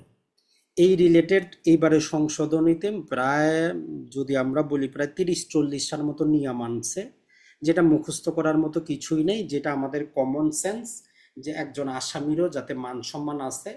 ধরেন যে একজন আসামিকে গ্রেফতার করতে হইলে পুলিশ আসছে, তার পরিচয়পত্র দেখাবে যে আমি পুলিশ মিস্টার ক, আপনার বিরুদ্ধে এই অভিযোগ, আপনার গ্রেফতার করা হইল। বাড়ি থেকে গ্রেফতার করলে তো তার আত্মীয় স্বজন জানলো, যদি বাইরে থেকে গ্রেফতার করে 12 ঘন্টার মধ্যে তার নিকটবর্তী আত্মীয় স্বজন যে জানাবে যে উনারে এই এই অভিযোগে গ্রেফতার করা হইল। ওই ব্যক্তি যদি কোনো অসুস্থ থাকে নিকটবর্তী ডাক্তারকে দেখাবে, ডাক্তারের রিপোর্টটা সংগ্রহ করবে। এই রকম হাবি জাবি দিয়ে টোটাল সিআরপিসিটাকে এত বড় করে রেখেছে। জাস্ট যদি আমরা বলি এটা উন্নত বিশ্বের জাস্ট পুলিশের একটা, যদি বলি বিধিমালা, সেটা আমাদের আইনের মধ্যে নিয়ে আসা হয়েছে সিআরপিসিতে। মানে আপনার কমন সেন্স প্রয়োগ করবেন, তাইলে আসামির গ্রেপ্তার রিলেটেড নতুন সংশোধনীটা আপনার মুখস্থ করতে হবে না। যে একজন ব্যক্তিকে গ্রেফতার করলে তারও কিছু মানবাধিকার আছে, তারও কিছু অধিকার আছে, সেও একজন স্বাভাবিক নাগরিক, তার প্রতি অবহেলা করা যাবে না, তাকে অযথা মানসিকভাবে শারীরিকভাবে হেনস্থা করা যাবে না।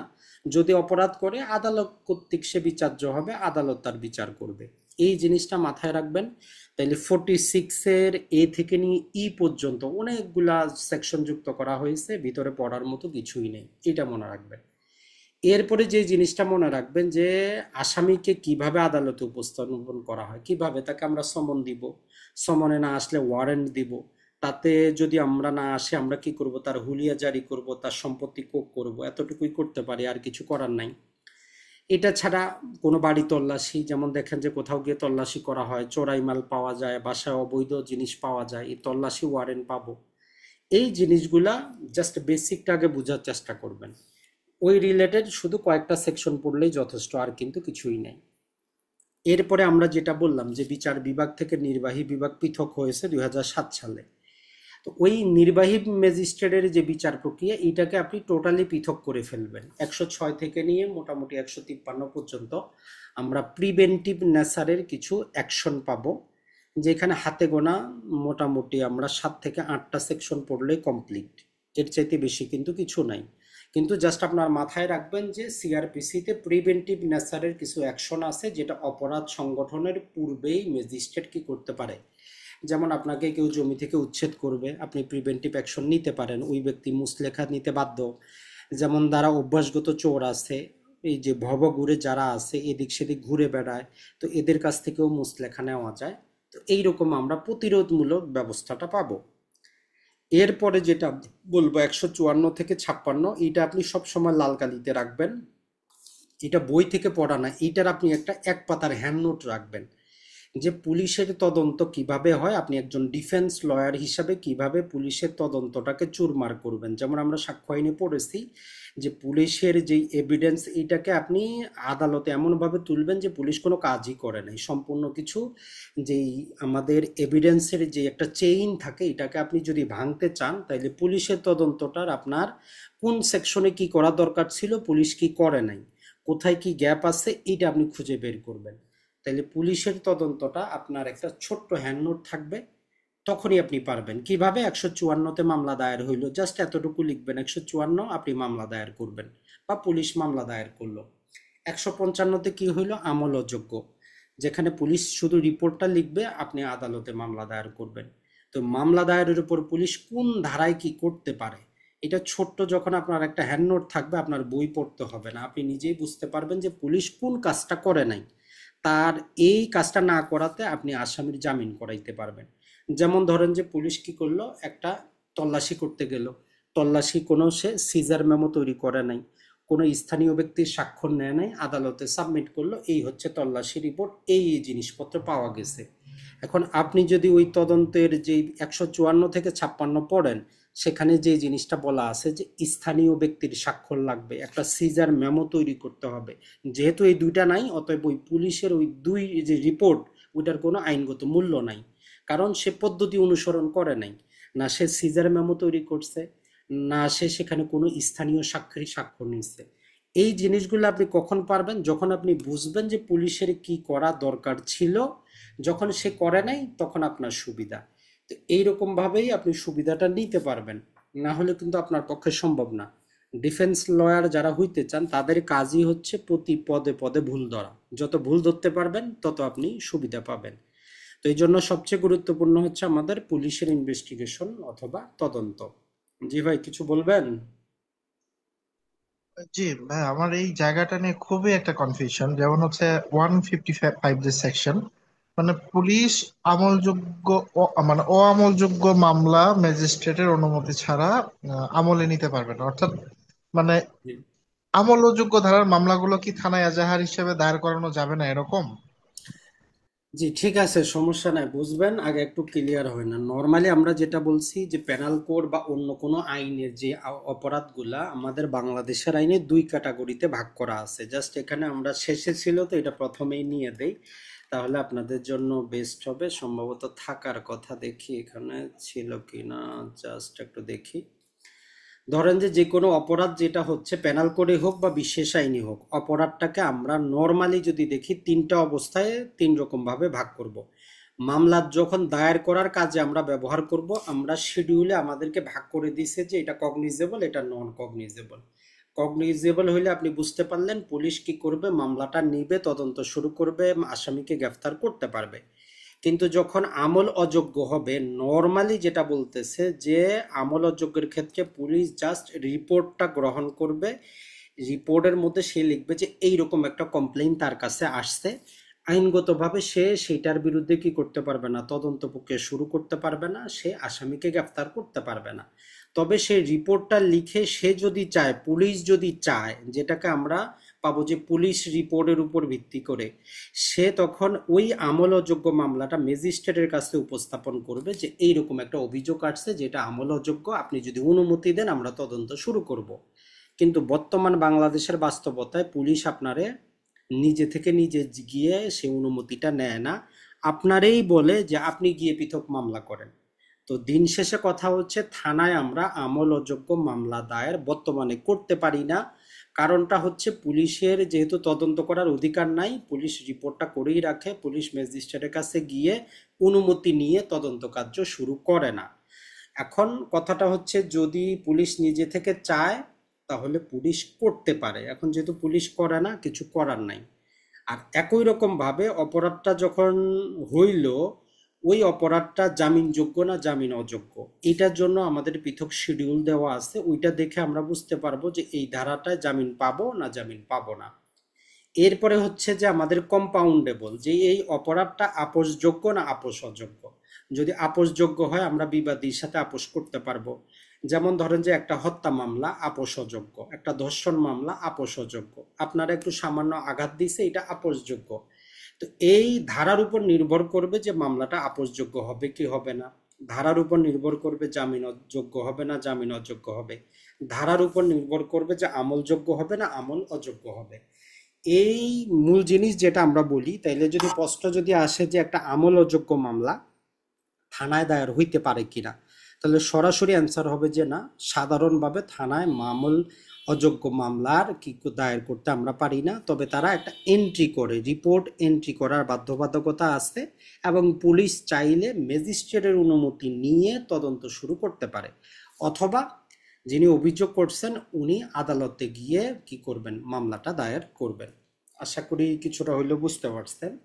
যাই হোক, যখন ধীরে ধীরে আরো পড়বেন আশা করি আরো ক্লিয়ার হবে আপনাদের। তাহলে আমরা প্রতিরোধমূলক ব্যবস্থা দেখলাম এবং পুলিশের ইনভেস্টিগেশনটা গুরুত্বপূর্ণ, আপনি ওইটার ছোট হ্যান্ডনোট আপনার থাকবে। এরপরে হচ্ছে দেওয়ানি মামলা যেমন আমরা কোথায় দায়ের করি, ফৌজদারি মামলাটার কোথায় বিচার হবে, এই রিলেটেড কতগুলো সেকশন আছে যে একটা ফৌজদারি মামলার বিচারটা কোন আদালতে কোথায় হইতে পারে। নর্মালি যেমন আমরা জানি দেওয়ানি মামলা যে বিষয়বস্তু যেখানে মামলাও সেখানে। তো ফৌজদারি মামলারও একটা কমন গ্রাউন্ড হচ্ছে যে ভৌগোলিক সীমারেখা যেখানে, মামলার বিচারটাও সেখানে। যেমন ঢাকা মেট্রোপলিটনের মধ্যে যদি একটা খুন সংগঠিত হয়, বিচারটা ওইটার মধ্যেই হবে, এটা একটা স্বাভাবিক প্রক্রিয়া। এর বাইরে ব্যতিক্রম সব জায়গায় আছে, ওই অনুযায়ী আমরা পাবো। এরপরে ধরেন যে একটা মামলা, নর্মালি আমাদের একটা ফৌজদারি মামলার নিয়ম হচ্ছে আপনার কোনো নিজস্ব ইন্টারেস্ট থাকার দরকার নেই, আপনার সামনে একটা অপরাধ ঘটছে, আপনি থানায় সংবাদ দিতে পারেন, আদালতে মামলা দায়ের করতে পারেন। তবে কিছু কিছু ব্যতিক্রম আছে, যেমন ধরেন যে স্বামী স্ত্রী রিলেটেড যে মামলাগুলো, অ্যাডাল্টারি বা পরকীয়ার যে মামলাগুলো আছে, অথবা রাষ্ট্রদ্রোহিতার মামলাগুলো আছে, অথবা নির্দিষ্ট বিচারালয় কর্তৃক মিথ্যা সাক্ষ্য দানের মামলা, এগুলো যে কোনো ব্যক্তি করতে পারবে না, এগুলা শুধু যার ইন্টারেস্ট আছে ওগুলাই করতে পারবে। আর ইন জেনারেল নিয়ম হচ্ছে ফৌজদারি মামলা যে কোনো ব্যক্তি করতে পারে। আর 195 থেকে 199-তে আমাদেরকে কিছু কন্ডিশন দেয় যে এই প্রকারের মামলা হইলে শুধু এরাই দায়ের করতে পারবে, এর বাইরে কেউ পারবে না। এরপরে আমাদের জন্য গুরুত্বপূর্ণ যেটা হচ্ছে 200 থেকে 205-এ আমরা পাবো যে নালিশটা ম্যাজিস্ট্রেট কিভাবে গ্রহণ করে, কিভাবে ইনকোয়ারি করে, কিভাবে খারিজ করে, এই রিলেটেড কিছু কথাবার্তা আছে। আর 221 থেকে 240-এ আমরা পাবো যে আসামির বিরুদ্ধে চার্জ গঠন করার ক্ষেত্রে চার্জে কি কি জিনিসটা ইনক্লুড করা থাকবে, চার্জে ভুল হইলে কি হবে, আমরা কতটা অপরাধের বিচার একসাথে করতে পারবো, কত জনের করতে পারবো, এই রিলেটেড আমাদের কথাবার্তা আছে, যেটা গুরুত্বপূর্ণ। আর 3 প্রকারের যে আমরা বিচার ব্যবস্থা পাইলাম, এইটার মধ্যে যদি আমরা বলি, নর্মালি জাস্ট 4টা থেকে 5টা সেকশনই এমসিকিউর জন্য দরকার, বাকিটা হচ্ছে জাস্ট আমাদের নিজের কনফিডেন্সের জন্য, বিচার প্রক্রিয়াটা আমরা একটু বুঝবো যে ম্যাজিস্ট্রেট কিভাবে বিচার করেন, দায়রা আদালত কিভাবে বিচার করেন। তবে এমসিকিউর জন্য প্রতিটা সেকশনের কোনো কাজ নাই, জাস্ট নির্দিষ্ট 5টা সেকশন পড়লেই এমসিকিউ যথেষ্ট, কিন্তু আপনার বিচার প্রক্রিয়াটা জানতে হবে। আর এরপরে আমাদের কিছু শব্দ আছে যেগুলো আমাদের জানতে হবে, যেগুলো আমরা কি করতে পারবো না, বাদ দিতে পারবো না।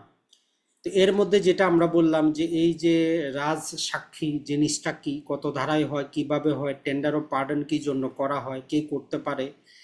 এরপরে আমরা পাবো যে ট্রায়াল ইন অ্যাবস্টেন্সিয়া, যেটা আমরা বললাম, এই প্রক্রিয়াটা আমাদের অবশ্যই জানতে হবে। এরপরে আমরা যে বললাম আপোষ কারা করতে পারবে, কোন মামলার আপোষ কে করতে পারবে, এই রিলেটেড জিনিসগুলো আমরা পাবো। এইটা ছাড়া বর্তমান বাংলাদেশে আসামির বিরুদ্ধে বিচার প্রক্রিয়া, সাক্ষ্য গ্রহণে প্রতিদিন আসামিকে আদালতে উপস্থাপন করতে হয়। তো এখন নতুন যে সংশোধনী বলতেছে যে আসামি না আসলেও চলবে, বিচারক চাইলে অব্যাহতি দিতে পারে, এরকম অপশন যুক্ত করা হয়েছে। এরপরে ধরেন যে কাউকে মৃত্যুদণ্ড দেওয়া হইলে তার স্পেশাল কিছু কন্ডিশন আছে, তার কনফার্মেশন নিতে হয় হাইকোর্ট থেকে, কত ধারায় নিতে হয়, এইরকম কয়েকটা সেকশন আমরা পাবো। আর শাস্তি কার্যকর মৃত্যুদণ্ড করার ক্ষেত্রে গর্ভবতী মহিলা হইলে কি হবে, এই রিলেটেড স্পেশাল কিছু সেকশন আছে। আর কিছু আমরা সেকশন পাবো যে কনসেপ্টগুলো আমাদেরকে বুঝে মনে রাখতে হবে, এখানে মুখস্থ করার কিছুই নেই। যেমন 403 ধারায় আমরা বলি দুবারা দোষ বা ডবল জিওপার্ডি। যেমন আমরা দেওয়ানি কার্যবিধিতে রেস জুডিকাটা জানি যে এক অপরাধে আপনার একবার যদি বিচার হয়, ওই অপরাধে দ্বিতীয়বার বিচার করা যাবে না। এই একটা কনসেপ্ট আমরা পাবো, এটা বুঝে আপনাকে মনে রাখতে হবে, মুখস্থ করলে থাকবে না। এরপরে আমরা হেভিয়াস কর্পাস প্রকৃতির রিট পাবো 491-তে।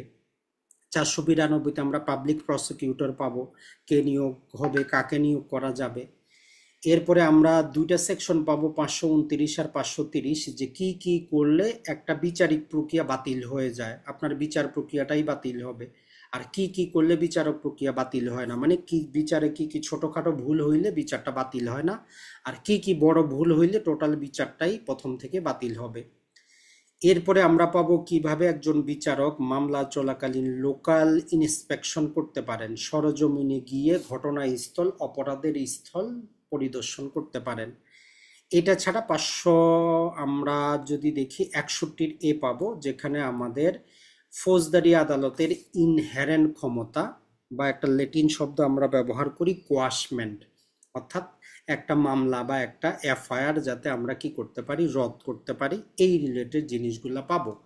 এই যে কয়েকটা ফিক্সড আমরা সেকশনের কথা বললাম, আপনাদের দায়িত্ব হচ্ছে এই জিনিসগুলা বোঝা, যে ডবল জিওপার্ডি জিনিসটা কি, হেভিয়াস কর্পাস প্রকৃতির রিটটা কি, কেন করা হয়, পাবলিক প্রসিকিউটর কে, এটা ছাড়া কি কারণে একটা বিচারিক প্রক্রিয়া বাতিল হয়, কি কারণে বাতিল হয় না, লোকাল ইন্সপেকশন জিনিসটা কি, কোয়াশমেন্ট জিনিসটা কি, এটা একটু বুঝে প্রয়োজনে একটু ছোট ছোট হ্যান্ড নোট করে আপনার মনে রাখতে হবে।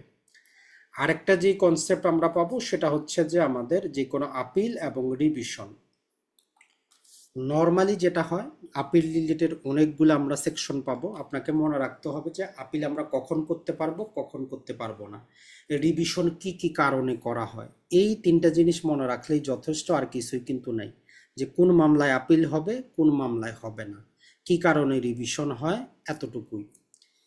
এরপরে আমাদের সিআরপিসিতে দেওয়া আছে যে এত কিছু করে, এত কষ্ট করে আসামিকে আপনি শাস্তি দিলেন, কিন্তু সিআরপিসি বলতেছে যে আমরা সরকারকে, নির্বাহী বিভাগকে এমন ক্ষমতা দিচ্ছি, সে চাইলে যেই কোনো আসামিকে মুক্ত করতে পারে, তার শাস্তি রহিত করতে পারে, পরবর্তীর জন্য স্থগিত করে দিতে পারে। মানে টোটাল এই যে বিচারিক প্রক্রিয়া, এই সেকশনটা দ্বারা ধ্বংস করে দেওয়া হয়েছে। সরকারের যারে মন চায় তারে সে কি করলো, শাস্তি ভোগ থেকে অব্যাহতি দিতে পারে। এইটা ছাড়া আর গুরুত্বপূর্ণ আরেকটা কনসেপ্ট যেগুলো আমরা পড়বো সিআরপিসিতে, সেটা হচ্ছে আমাদের এই যে বেইল এবং বন্ড, জামিন এবং হচ্ছে যে আমাদের জামানতের বিষয়টা। পাশাপাশি ফৌজদারি মামলা একটা নিয়ম হচ্ছে, ধরেন যে একটা মোটরসাইকেলের মাধ্যমে চুরি করা হয়েছে কারো দোকানে গিয়ে, ওই মোটরসাইকেলটা বলা হয় যে এটা অপরাধে ব্যবহৃত সম্পত্তি, ওই মোটরসাইকেলটা জব্দ করা হয়। এই জব্দকৃত মোটরসাইকেলটা এখন কি করবে, নর্মালি যতদিন বিচার চলে ওইটা কি থাকে, জব্দকৃত থাকে। এই জব্দকৃত সম্পত্তিগুলা কি করা হবে। এইটা ছাড়া আমরা ফৌজদারি কার্যবিধিতে পাবো ইমুভেবল প্রপার্টি, যেগুলো আমরা দেওয়ানি মামলা করে দখল উদ্ধার করতে পারি। ফৌজদারি মামলায় সিআরপিসির 522 ধারার অধীনেও আমরা দখল উদ্ধার করতে পারবো স্পেশাল ট্রান্সফার থাকলে। এটা ছাড়া দেওয়ানি মামলা যেভাবে আমরা এক আদালত থেকে অন্য আদালতে ট্রান্সফার করি, ফৌজদারি মামলা আপনি চাইলে এক ম্যাজিস্ট্রেট থেকে অন্য ম্যাজিস্ট্রেট, এক সেশন আদালত থেকে অন্য সেশন আদালতও আপনি ট্রান্সফার করাইতে পারেন কিছু কন্ডিশন সাপেক্ষে। এই যে জিনিসগুলা, এইগুলো আপনার মুখস্থ করার বিষয় না, এগুলো হচ্ছে আপনি জাস্ট নিজে চিন্তা করবেন যে আপনি একজন আইনজীবী, আপনার মক্কেলের মামলা ঢাকার ক আদালতে চলতেছে, আপনি খ আদালতে নিয়ে যাবেন। তো কিভাবে নিবেন? আপনি খুলেন, মামলা ট্রান্সফার কিভাবে করব, 524, 26 গুলা দেখেন, 27 দেখেন, 28 দেখেন কি বলতেছে। আপনি ধরেন যে অপরাধে ব্যবহৃত যে মোটরসাইকেলটা, এটা আপনি কিভাবে উদ্ধার করে দিবেন। তো নিজেকে যখন প্রশ্ন করবেন তখনই আপনার পড়ার প্রতি মনটা আসবে। কিন্তু যখন আপনি ছাত্রের মতো পড়তে যাবেন তখন কিন্তু আসলেই ভালো লাগবে না। তো এই যে লম্বা চড়া আমরা মোটামুটি প্রায় 1 ঘন্টার মতো কথাটা বললাম, এই জিনিসগুলা যদি আপনার কনফার্ম থাকে যে আপনি কি জিনিসটা সিআরপিসি থেকে পড়বেন, তাইলে বই খুলে পড়া শুরু করে দেন। আর যদি আপনার এখনো কনফিউশন থাকে, প্রয়োজনে ভিডিওটা আরো 2বার দেখেন যে সিআরপিসিতে আছেটা কি। এরপরে আমরা 2টা পাতা দেওয়া আছে যেগুলো আপনারা বাসায় প্রয়োজনে এটাকে কি করবেন, আপনি প্রিন্ট করে আপনার পড়ার টেবিলের সামনে রেখে দিবেন, যে আদালতের গঠনটা যাতে আপনার ভুল না হয়, কারণ ওইটা ভুল হইলে আপনি সবকিছুই ভুল আপনার। বাংলাদেশে আমরা যদি দেখি যে নর্মালি 2 প্রকারের আমরা আদালত পাবো, একটা হচ্ছে আমরা উচ্চ আদালত বলি সুপ্রিম কোর্ট, আর একটা হচ্ছে আমাদের সাবঅর্ডিনেট কোর্ট। নিম্ন আদালত বলতে কোনো আদালত নাই, একটা হচ্ছে আমাদের সুপ্রিম কোর্ট, একটা হচ্ছে আমাদের সাবঅর্ডিনেট কোর্ট বা অধস্তন আদালত। এখন এই সুপ্রিম কোর্টের ভিতরে 2টা অংশ, একটা হচ্ছে আমাদের আপিল বিভাগ বা আমরা বলি যে এডি, আর একটা হচ্ছে আমাদের হাইকোর্ট বিভাগ বা আমরা বলতে পারি যেটাকে সংক্ষেপে এসসিডি আমরা বলতি। তাহলে আমরা হাইকোর্ট বিভাগ আর একটা হচ্ছে আমাদের আপিল বিভাগ।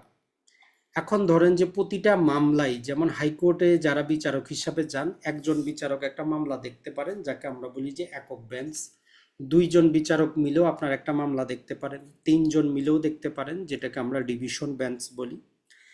এখন যেটা হচ্ছে যে আপিল বিভাগের নর্মালি মামলাগুলো যেটা চলে, যে ম্যাক্সিমামে যদি আমরা বলি 5জন 6জন 7জন, মানে যতজন বিচারক থাকেন সবাই মিলে আপনার একটাই মামলা শুনেন। তো এই জন্য দেখেন যে আপিল বিভাগের সময় কম, 7জন বিচারক মিলে একটা মামলা শুনতেছেন। তো এই জন্য প্রতিটা মামলাই যদি আমরা হাইকোর্ট থেকে আপিল বিভাগে নিয়ে যাই, হাইকোর্ট বিভাগ থেকে, তাহলে তো আর আপিল বিভাগের কোনো দামই থাকলো না, তারা দেখবে আর কিভাবে এত মামলা। তো এই জন্য যেটা করেছে, তারা মাঝখানে একটা ছাঁকনির মতো রেখেছে চেম্বার জজ আদালত। যেমন আজকে যেমন দেখলেন যে ডাকসু নির্বাচনে হাইকোর্ট বিভাগ রায় দিল যে কি 30শে অক্টোবর পর্যন্ত স্থগিত।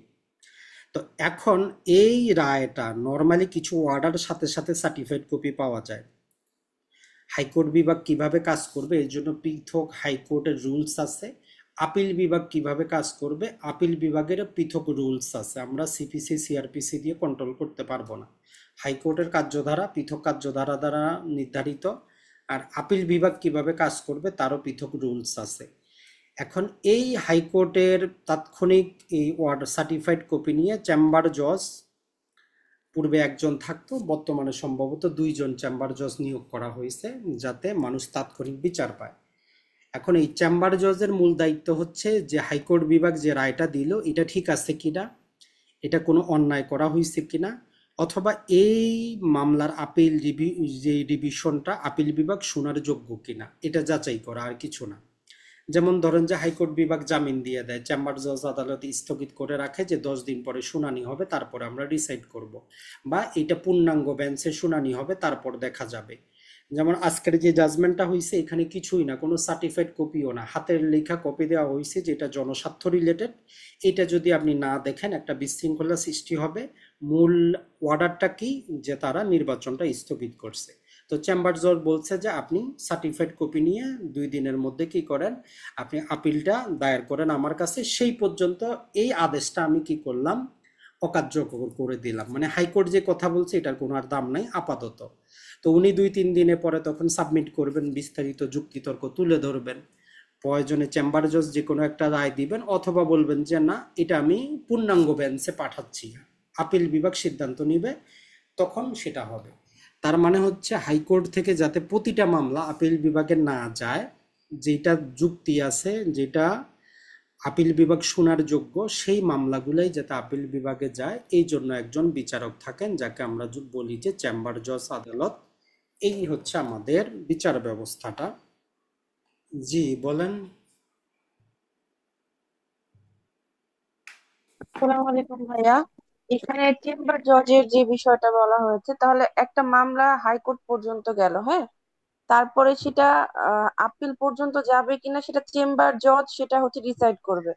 না, এখন সব ক্ষেত্রে চেম্বার ওইরকম না, সব ক্ষেত্রে ওইরকম না। নর্মালি আমরা যখন দেওয়ানি কার্যবিধি পড়বো সেখানেও কিছু কন্ডিশন লাগানো আছে, যে এইটা হইলে আপিল বিভাগে যাইতে পারে, এইটা হইলে যাইতে পারে। আর যেটা আমরা বললাম, হাইকোর্টেরও পৃথক রুলস আছে, আপিল বিভাগেরও রুলস আছে। মানে এটা পৃথক পৃথক আইনের মাধ্যমে একসাথে করেই হয়, এমন না যে প্রতিটা মামলায় চেম্বার জজ ঠিক করবেন। কিছু মামলা আছে চেম্বার জজ যাবে না, সরাসরি আপিল বিভাগেই যাবে, কিছু করার নাই, আইনে বলা আছে যে এটা সরাসরি যাবে, ওইরকম আর কি। ভাইয়া, ধরেন যেটা কোনো একটা মামলা চেম্বার জজ পর্যন্ত গেল, হ্যাঁ, এখানে যাওয়ার পরে আম, সেটা হাইকোর্টের যে ডিসিশনটা চেম্বার জজ বললো যে সেটা না আপিল বিভাগ পর্যন্ত, আপিলের ডিভিশনে যাওয়ার দরকার নাই, জি, তাহলে চেম্বার জজ যে ডিসিশনটা দিল ওটাই হাইকোর্টকে মানতে বাধ্য, তাই না ভাইয়া? অবশ্যই অবশ্যই। হারার কি তো এটাই না, আপিল বিভাগ সর্বোচ্চ, তারা যে রায় দিবে সেটা হাইকোর্টের বিচারকরা মানতে বাধ্য, তাদের কিছু করার নাই।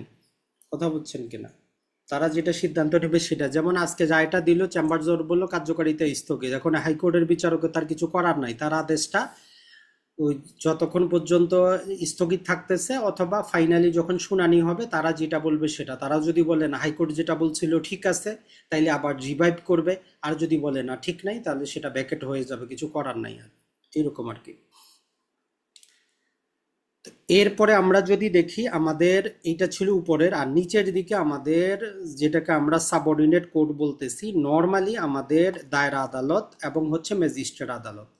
দায়রা আদালতে তিনজন বিচারক থাকে, এদের নামটা অবশ্যই মনে রাখবেন। একটা হচ্ছে দায়রা জজ, অতিরিক্ত দায়রা, আর হচ্ছে যুগ্ম দায়রা। নর্মালি এই যে অতিরিক্ত দায়রার কাছে সরাসরি কোনো আপিলও হয় না, রিভিশনও হয় না, কোনো কাজও নাই। তার মূল কাজটা হচ্ছে দায়রা জজকে কি করা, বিভিন্ন প্রকার ভাবে তাকে সহায়তা করা, মামলা যদি বেশি হয়। তার মানে দায়রা জজ যে মামলাগুলো অতিরিক্ত দায়রার কাছে পাঠাবে, উনি শুধু সেগুলাই শুনবেন, অথবা সরকার আইন যেগুলা করে দিবে যে এই মামলাটা অতিরিক্ত দায়রা শুনবে, ওগুলাই শুনবেন। উনি সরাসরি কোনো মামলা কগনিজেন্সও নেবেন না, কোনো মামলা বিচারও করার তার কোনো ক্ষমতা নাই। আর একই রকম ভাবে যুগ্ম দায়রা যিনি আছেন, তাকেও আমাদের এই দায়রা জজ যে মামলাগুলো বিচার করার জন্য পাঠাবেন, উনি ওই মামলাগুলো বিচার করবেন। এখন আসি আমরা ম্যাজিস্ট্রেট আদালতে। আমাদের বর্তমান সিআরপিসি অনুযায়ী চার প্রকারের ম্যাজিস্ট্রেট আছেন, বিচারিক ম্যাজিস্ট্রেট। একটা হচ্ছে আমাদের চিফ জুডিশিয়াল ম্যাজিস্ট্রেট, আর হচ্ছে প্রথম শ্রেণী, দ্বিতীয় শ্রেণী, তৃতীয় শ্রেণী। এখন এই চিফ জুডিশিয়াল ম্যাজিস্ট্রেট থাকেন একজন, তাকে সহায়তা করার জন্য একাধিক অতিরিক্ত চিফ জুডিশিয়াল ম্যাজিস্ট্রেট থাকতে পারে। নর্মালি আমরা যদি এমসিকিউতে আসে ম্যাজিস্ট্রেট কতজন, আমাদেরকে চারজনই দিতে হবে। আর আরেকটা যেটা হচ্ছে যে এই অতিরিক্ত চিফ জুডিশিয়াল ম্যাজিস্ট্রেট উনি অতিরিক্তই, চার পাঁচজন হবে না, এটা মনে রাখবেন। যদি সিআরপিসির এমসিকিউ আসে কতজন ম্যাজিস্ট্রেট, যেহেতু আমাদের পেনাল বেয়ার অ্যাক্টে উল্লেখ করা আছে যে ম্যাজিস্ট্রেট চার প্রকার, আমরা চার প্রকারই সেখানে লিখতে হবে, পাঁচ প্রকার আমরা দিতে পারবো না। এখন এই কাজটা যদি মহানগরে হয়, মেট্রোপলিটন এলাকারগুলোর মধ্যে হয়, তখন এদের নামটা একটু চেঞ্জ হয়ে যায়। যেমন ধরেন যে দায়রা জজ ছিল, তার নামের সামনে শুধু মহানগর দায়রা বসবে, অতিরিক্ত নামের সামনে শুধু মহানগর বসবে, যুগ্ম নামের সামনেও শুধু মহানগরটা বসবে, আর কিছুই না। আর যদি ম্যাজিস্ট্রেট হয়, ম্যাজিস্ট্রেটের ক্ষেত্রে একটু পার্থক্য হয়।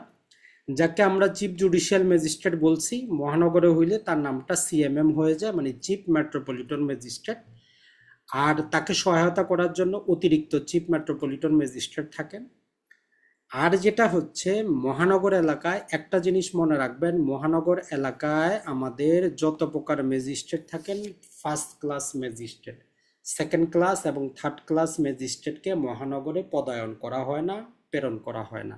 তারা জেলা শহরে কাজ করেন, কিন্তু মহানগরে যত ম্যাজিস্ট্রেট সবাই ফার্স্ট ক্লাস ম্যাজিস্ট্রেট। তো ওই জন্য ওই সেকেন্ড ক্লাস এবং থার্ড ক্লাসের অস্তিত্ব আমাদের মহানগরে নাই। এই শব্দটা মনে রাখবেন, তাইলে আপনার কনফিউশনটা দূর হবে। তাইলে টোটাল আমরা ম্যাজিস্ট্রেট পাইছি চার প্রকার, কিন্তু মহানগরের ক্ষেত্রে আমরা কি পাবো, সেকেন্ড ক্লাস এবং থার্ড ক্লাস ম্যাজিস্ট্রেট, সেখানে বিচারে সেখানের যে ব্যবস্থা সেখানে দেওয়া নাই। এতটুকু একটু মনে রাখার চেষ্টা করবেন। পাশাপাশি যদি আমরা দেখি, সম্ভবত আপনাদের আমরা আরেকটা পিডিএফ দিয়ে দিয়েছিলাম, ওইখানে আমাদের দেওয়া আছে। এইটা বোঝানোর কিছুই নেই, এটা জাস্ট প্রিন্ট করে আপনার সামনে রাখবেন যে কিভাবে মামলাগুলো আমাদের চলে। আর সিআরপিসির যে আমাদের তফসিলটা দেওয়া আছে, ওই তফসিলটা একটু দেখার চেষ্টা করবেন। 2 নম্বর তফসিলে আমাদের যেটা আমরা বললাম, এইখান থেকে ডিসাইড হয়, যেমন ধরেন যে এই 3 নম্বর যে আমাদের কলামটা আছে, এইটা ডিসাইড করে মামলাটা কগনিজেবল হবে না নন কগনিজেবল হবে, মানে আমরা জিআর মামলা হিসাবে করতে পারবো না সিআর মামলা করতে হবে। যেমন ধরেন যে 143 ধারা আনলফুল অ্যাসেম্বলি আমরা পড়ি পেনাল কোডে। তো আনলফুল অ্যাসেম্বলির ক্ষেত্রে এখানে যেটা বলতেছে, দেখেন যে মে অ্যারেস্ট উইদাউট ওয়ারেন্ট, তার মানে আনলফুল অ্যাসেম্বলির ক্ষেত্রে পুলিশ জিআর মামলা দায়ের করতে পারে, আসামিকে গ্রেফতারও করতে পারে। এরপরে যদি দেখি যে এগুলা কি বেইলেবল হবে কিনা, তো এইখানে আমাদের বেইলেবল করা আছে, তবে এইটা কিন্তু এইবারে সংশোধনীতে চেঞ্জ করা হয়েছে। 143 ধারার মধ্যে আমাদের এই বেইলেবলটাকে নন বেইলেবল করা হয়েছে। আর এইখানে দেখেন যে এটা আপোষযোগ্য কিনা, বলতেছে যে নন কম্পাউন্ডেবল, মানে এই অপরাধে যদি হয় আপোষ করার কোনো সুযোগ নেই। এটা ছাড়া এই সর্বশেষ 8 নম্বর কলামটা আমরা মনে রাখবো যে এটা কারা বিচার করবে, বলতেছে যে any judicial magistrate, first class, second class, third class, যে কোনো ম্যাজিস্ট্রেট হইতে পারে। তাহলে ওই 8টা কলাম থেকে 4টা কলাম আমাদের গুরুত্বপূর্ণ। একটা হচ্ছে যে ওই সেকশনটার মামলাটা কগনিজেবল না নন কগনিজেবল, ওইটা জামিনযোগ্য না জামিন অযোগ্য, ওইটা কম্পাউন্ডেবল না নট কম্পাউন্ডেবল, আর কোন আদালত কর্তৃক বিচার্য হবে। তাহলে বাস্তব জীবনে আপনি যখন প্র্যাকটিসে যাবেন, আপনি চার্জশিট দেখে বলতে পারবেন যে মামলাটার বিচার ফাইনালি কোন আদালতে যাবে, দায়রাতে যাবে না ম্যাজিস্ট্রেটরা করবে। এটা আপনি সিআরপিসির পিছনে 2 নম্বর শিডিউলটা দেখে বলতে পারবেন, এইটা দেওয়া আছে সেখানে। আর সর্বশেষ আমরা জাস্ট এই যে সংশোধনীটার বিষয়বস্তুটা একটু বলে দেওয়ার চেষ্টা করি। তাহলে সংশোধনীর বিষয়টা এইভাবে পড়বেন, পূর্বে কি ছিল বর্তমানে কি ছিল, দুইটা মিলিয়ে পড়বেন। এমসিকিউতে পূর্বেরটাও আসতে পারে যে সংশোধনীর পূর্বে কি ছিল বর্তমানে কি। প্রথম সংশোধনী যেটা এসেছে যে ম্যাজিস্ট্রেটের যেই বিচার করার ক্ষমতা, সেখানে কিছু চেঞ্জ আনা হয়েছে। 32 ধারা পূর্বে যেটা ছিল, একজন ম্যাজিস্ট্রেট কি করতে পারতেন যে 5 বছর পর্যন্ত শাস্তি দিতে পারতো, 10,000 টাকা জরিমানা করতে পারতো। এখন একদম খুব সহজ করা হয়েছে। একটা জিনিস মনে রাখবেন, 532 মনে রাখলে আপনার সব মনে থাকবে। 532 মানে হচ্ছে 5 বছরের শাস্তি, 5 লাখ টাকা জরিমানা করতে পারে ফার্স্ট ক্লাস। সেকেন্ড ক্লাস 3 বছরের শাস্তি, 3 লাখ টাকা জরিমানা। থার্ড ক্লাস 2 বছরের শাস্তি, 2 লাখ টাকা জরিমানা। তাহলে 532 এই কোডটা মনে রাখেন, 32 ধারা আপনার মুখস্থ। 5 বছর 5 লাখ, 3 বছর 3 লাখ, 2 বছর 2 লাখ। এরপরে যেটা করা হয়েছে যে পুলিশ কিভাবে আসামিকে গ্রেফতার করবে, যেটা আমরা বললাম, তার নাম ঠিকানা প্রকাশ করবে, সবকিছু করবে, চিকিৎসা করাবে, আত্মীয় স্বজনকে জানাবে, 24 ঘন্টা ম্যাজিস্ট্রেটকে করবে, উপস্থাপন করবে, একটা অ্যারেস্ট মেমো তৈরি করবে। আর যেটা হচ্ছে আমরা আগে 54 ধারায় কি পারতাম যে পুলিশ কি কি কারণে একজন ব্যক্তিকে গ্রেফতার করতে পারে, সেখানে আমরা কিছু এডিশনাল 2টার মতো জিনিস পাবো। এই পরিবর্তনটা আনা হয়েছে, অন্য কিছু না। এরপরে ডিজিটাল পদ্ধতিতে আমরা সমন জারি করতে পারবো, হোয়াটসঅ্যাপে, ইমোতে, কল করে, যে কোনোভাবে আপনি করতে পারবেন।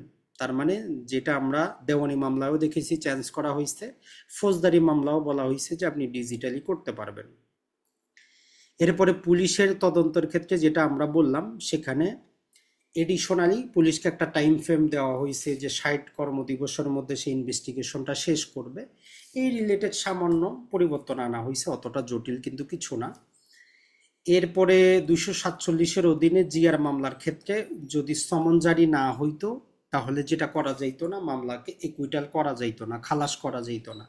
তো এখন বলতেছে যে সমন জারির দরকার নাই, চাইলে আদালত জিআর মামলাতে যদি বাদী যদি উপস্থিত না থাকেন, অভিযোগকারী উপস্থিত না থাকলে আদালত তাকে খালাস দিতে পারে, আসামিকে, কোনো সমস্যা নেই। এরপরে যদি ভুয়া মামলার ক্ষেত্রে 250 ধারা আমরা সামান্য ছোটখাটো শাস্তি দেখেছি, তো টাকার পরিমাণটা বাড়ানো হয়েছে, অন্য কিছুই না, যে একই আছে সব, শুধু টাকার পরিমাণটা বাড়ানো হয়েছে সেখানে।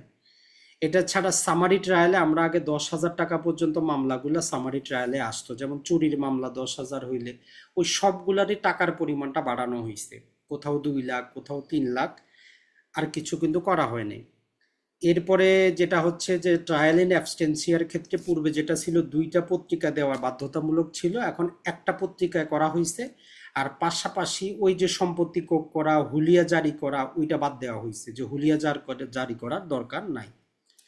এটা ছাড়া ওই যে 143 ধারার ক্ষেত্রে এবং হচ্ছে যে আমাদের 300 সম্ভবত 25 ধারা, যেটা আমাদের হচ্ছে যে যদি আপনি নর্মালি কাউকে গুরুতর আঘাত করেন, মানে মারাত্মক অস্ত্র ছাড়া যদি আঘাত করেন, তাইলে ওই জিনিসটার ক্ষেত্রে মামলাটা কম্পাউন্ডেবল না নন কম্পাউন্ডেবল ছিল।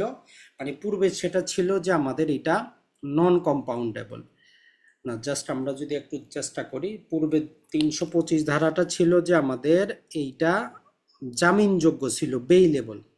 তো সেইটাকে জামিন অযোগ্য করা হয়েছে, কারণ মানুষ এখন ধরেন যে মানুষ অপরাধীরাও ছোটখাটো আইন জানে, তারা ধারালো অস্ত্র ব্যবহার করে আঘাত করলে জামিন পাবে না। তো এই জন্য এমন অস্ত্র ব্যবহার করে যেখানে সহজেই জামিন পায়। তো ওইটাকে কন্ট্রোল করার জন্য বলতেছে যে এখন 325 ধারা, ওইটা জামিন অযোগ্য। তার মানে এত সহজে আর জামিন পাবে না। মানে আপনি কাউকে যেভাবে আঘাত করেন, যদি গুরুতর আঘাতের মধ্যে আসে, তাইলে আপনি এত সহজে আর জামিন পাবেন না। ওই রকম একটু সেখানে চেঞ্জ করা হয়েছে। এটা ছাড়া সিআরপিসিতে অনেকগুলো সেকশন ছিল বেতাঘাত রিলেটেড, সবগুলোকে ওমিট করা হয়েছে, মানে একদম বাদ দেওয়া হয়েছে।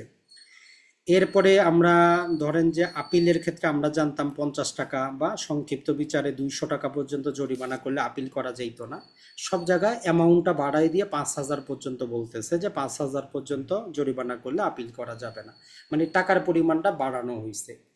জামিনের ক্ষেত্রে কোনো স্পেশাল কন্ডিশন আরোপ করতে পারবে, যাতে সে আদালতে উপস্থিত হয় অথবা বাইরে গিয়ে যাতে সে শান্তি শৃঙ্খলা বিনষ্ট না করে, আদালত চাইলে এরকম একটা কন্ডিশন আরোপ করতে পারবে। আর ব্যক্তিগত হাজিরা থেকে আদালত চাইলে কি করতে পারবে, অব্যাহতি দিতে পারবে আসামিকে। আইনজীবীর মাধ্যমে মামলা পরিচালনা সম্ভব, যেমন আমরা দেওয়ানি মামলায় পারি। এটা ছাড়া মামলায় যারা উইটনেস থাকবে অথবা যিনি পীড়িত, তাকে সুরক্ষার আদেশ দিতে পারবে, আদালত আদেশ দিতে পারবে তাকে, যাকে প্রোটেকশন দেওয়া হয়। আর পুলিশ যে আসামিকে গ্রেফতার করলো তার একটা তফসিলে কি করা হয়েছে, ফর্ম যুক্ত করা হয়েছে, মেমোরান্ডাম, মোটামুটি 13টা তথ্য সেখানে ইনপুট করতে হয়, এরকম একটা ফর্ম দেওয়া হয়েছে। আর এই সংশোধনীর পূর্বে আবার আরেকটা সংশোধনী আনছিল, যেটা আমরা জানি অন্তর্বর্তীকালীন কি রিপোর্ট, ইনভেস্টিগেশন রিপোর্ট 173-এর এ। মানে একটা মামলা তদন্ত থাকা অবস্থায় চাইলে পুলিশের ঊর্ধ্বতন কর্মকর্তারা ইনভেস্টিগেশন কর্মকর্তাকে বলতে পারেন যে কত দূর পর্যন্ত অগ্রগতি হইল, তদন্ত রিপোর্ট সাবমিট করো, মানে ইন্টিরাম ইনভেস্টিগেশন রিপোর্ট। তো তখন আদালত তার উপর ভিত্তি করে যে কোনো আসামিকে ডিসচার্জ দিতে পারে, এই একটা নতুন নিয়ম। তো এই 173-এর এ পৃথক একবার গেজেট করে সংশোধনী করা হয়েছে, আর বাকি সবগুলো একবারই করা হয়েছে। তো এই সংশোধনীগুলা যখন আপনি পড়বেন, পূর্বে কি ছিল এখন কি আসছে, এটা মিলিয়ে পড়বেন, তাহলে আপনাদের জন্য বেস্ট হবে। আশা করি আপনারা কিছুটা হইলেও ধারণা পাইছেন। তো যদি প্রশ্ন থাকে বলতে পারেন। জি জি, পারমিশন দেওয়া আছে, প্রশ্ন থাকলে বলতে পারেন। হ্যালো, আসসালামু আলাইকুম। জি ভাই বলেন। আচ্ছা, তাহলে যে সহকারী জজ আদালত, সিনিয়র সহকারী জজ আদালত, ওনারা মানে এ- কি মানে মানে ওনারা কি তৃতীয় শ্রেণীর ম্যাজিস্ট্রেট?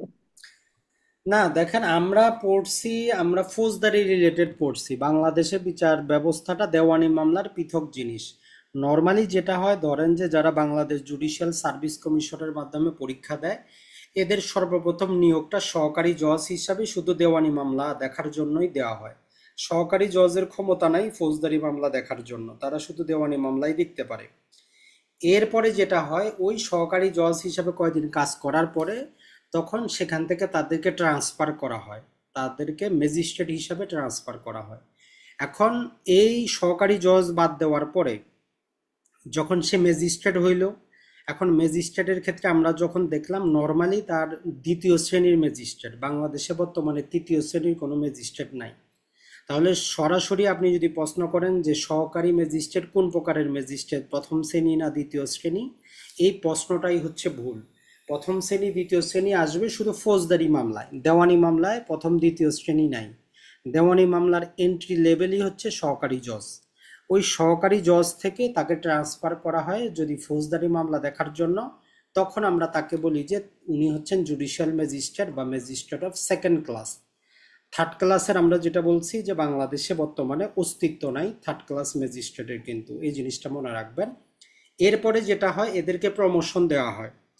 নর্মালি আমাদের বাংলাদেশে সম্ভবত এখানে থাকার কথা, যদি একটু দেখার চেষ্টা করি, সর্বনিম্ন 4 বছর যদি যে সহকারী জজ হিসাবে কাজ করেন, তারপরই তার প্রমোশনটা হইতে পারে সিনিয়র সহকারী অথবা যে জুডিশিয়াল ম্যাজিস্ট্রেট হিসাবে। তো এখানে দেওয়া নাই, সর্বনিম্ন 4 বছর সহকারী জজ হিসেবে কাজ করতে হয়। তো এরকম টাইম ফ্রেম দেওয়া আছে যে সর্বনিম্ন 7 বছর না হইলে উনি যুগ্ম হইতে পারেন না, সর্বনিম্ন সম্ভবত 10 বছর না হইলে অতিরিক্ত হইতে পারেন না, সর্বনিম্ন 13 বছর চাকরি না করলে জেলা জজ হইতে পারেন না, মানে দায়রা জজ হইতে পারেন না।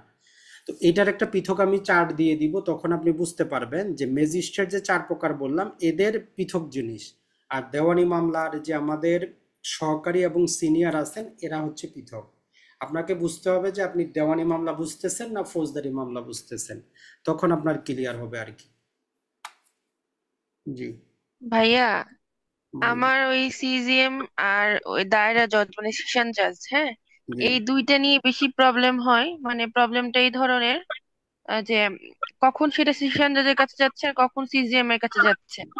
সহজ একটা কথা বলি, ধরেন যে আপনার বাসায় আপনার মা হচ্ছে ম্যাজিস্ট্রেট, বাবা হচ্ছে দায়রা, বুঝছেন কিনা? আপনার যত সমস্যা মায়ের কাছে বলেন, মা কন্ট্রোল করতে না পারলে বাবাকে বলে, তাই না? এই হচ্ছে জিনিস, আমাদের যত মামলা সব কিছু ম্যাজিস্ট্রেট আদালতে, তখন যেগুলা ম্যাজিস্ট্রেট বিচার করতে পারে নিজে করে, না পারলে দায়রার কাছে পাঠায়। যেমন আপনার আম্মা যতটুকু কন্ট্রোল করতে পারে আপনার বাবাকে বলে না, যখনই পারে না তখন আপনার বাবাকে জানায়। এই হিসাবে মনে রাখবেন। আর আমলি আদালত আমরা তাকেই বলি যেখানে আমাদের সকল মামলা দায়ের হয়। দায়রা আদালত সরাসরি কোনো মামলা নেয় না, মানে আপনি কোনো মামলা দায়রা আদালতে করতে পারবেন না, মামলা ম্যাজিস্ট্রেট আদালতেই করতে হবে। জি, তাহলে ভাইয়া যেটা সিজিএম এর কাছে সলভ হচ্ছে না তখন আমরা যাচ্ছি সেশন জাজের কাছে।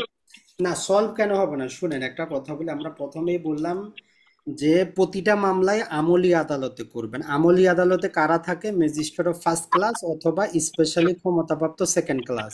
আপনি তার কাছে মামলা দায়ের করলেন, উনি পুলিশকে বা মামলাটা নিল, চার্জশিট গ্রহণ করলো, এখন যখন বিচারের জন্য তৈরি হবে তখন উনি ওই সিআরপিসির তফসিলটা খুলে দেখবেন যে এইটা আমরা যারা আইন তৈরি করে দিছে তারা কার কাছে পাঠানোর জন্য বলছে।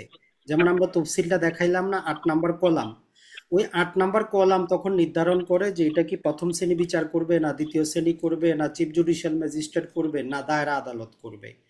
ওই শিডিউল এটা নির্ধারণ করে, এটা ম্যাজিস্ট্রেট নির্ধারণ করে না। ম্যাজিস্ট্রেট জাস্ট সিআরপিসির তফসিলটা দেখে যে এটা সে কার কাছে পাঠাবে, যদি সে নিজে করতে পারে নিজে বিচার করবে, আর না হলে ওই তফসিল অনুযায়ী যার কাছে পাঠানোর কথা তার কাছে পাঠাবে। এইটা আর কি। তাহলে ভাইয়া আপনি যে বলেন ওই দায়রা জজ সরাসরি কোনো মামলা ডিল করবে না, মানে সরাসরি তার কাছে যাবে মানে না, সেটা আমলে তাহলে কি? নিবে না, আমলে নিবে না মানে উনি মামলাটা গ্রহণ করবে না, উনি শুধু বিচার করতে পারবে। আমরা 2 প্রকার বলছি না, একটা আমলি আদালত, একটা হচ্ছে বিচারিক আদালত।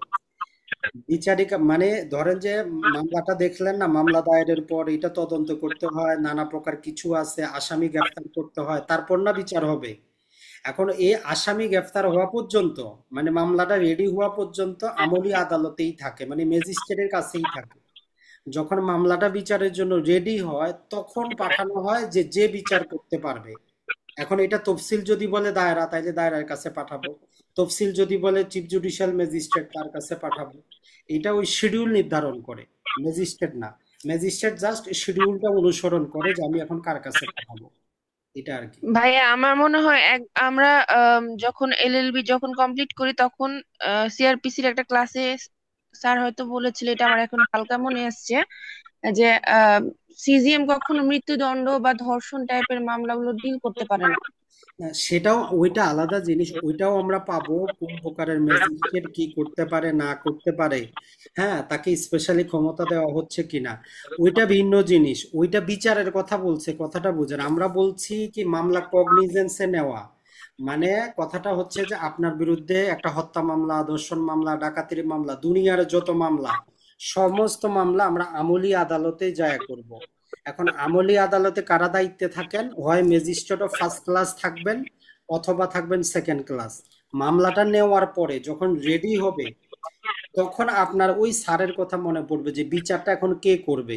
তো ওইটাও আমাদের আইনে নির্ধারণ করে দেওয়া আছে যে কোন মামলার বিচারটা কে করবে, কে কি পরিমাণ শাস্তি দিতে পারে।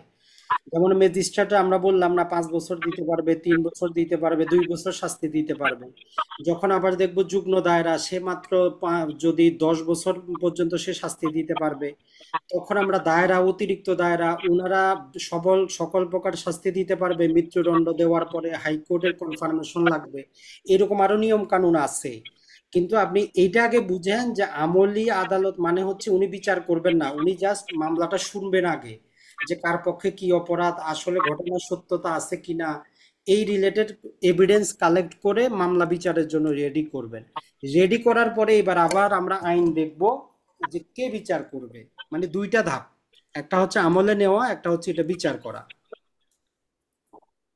জি, জি, আসসালামু আলাইকুম। আমি একটা প্রশ্ন করতে চাচ্ছিলাম। বলেন। জি, আমরা মামলাটা দায়ের করলাম 7 ক্লাসে, যেটা আমলি আদালত মোহাম্মদপুর থানার মামলা, সেটা আমলি আদালত আপনার 7 ক্লাস আদালতে মামলাটা দায়ের করলাম, জি, আমলি আদালতে।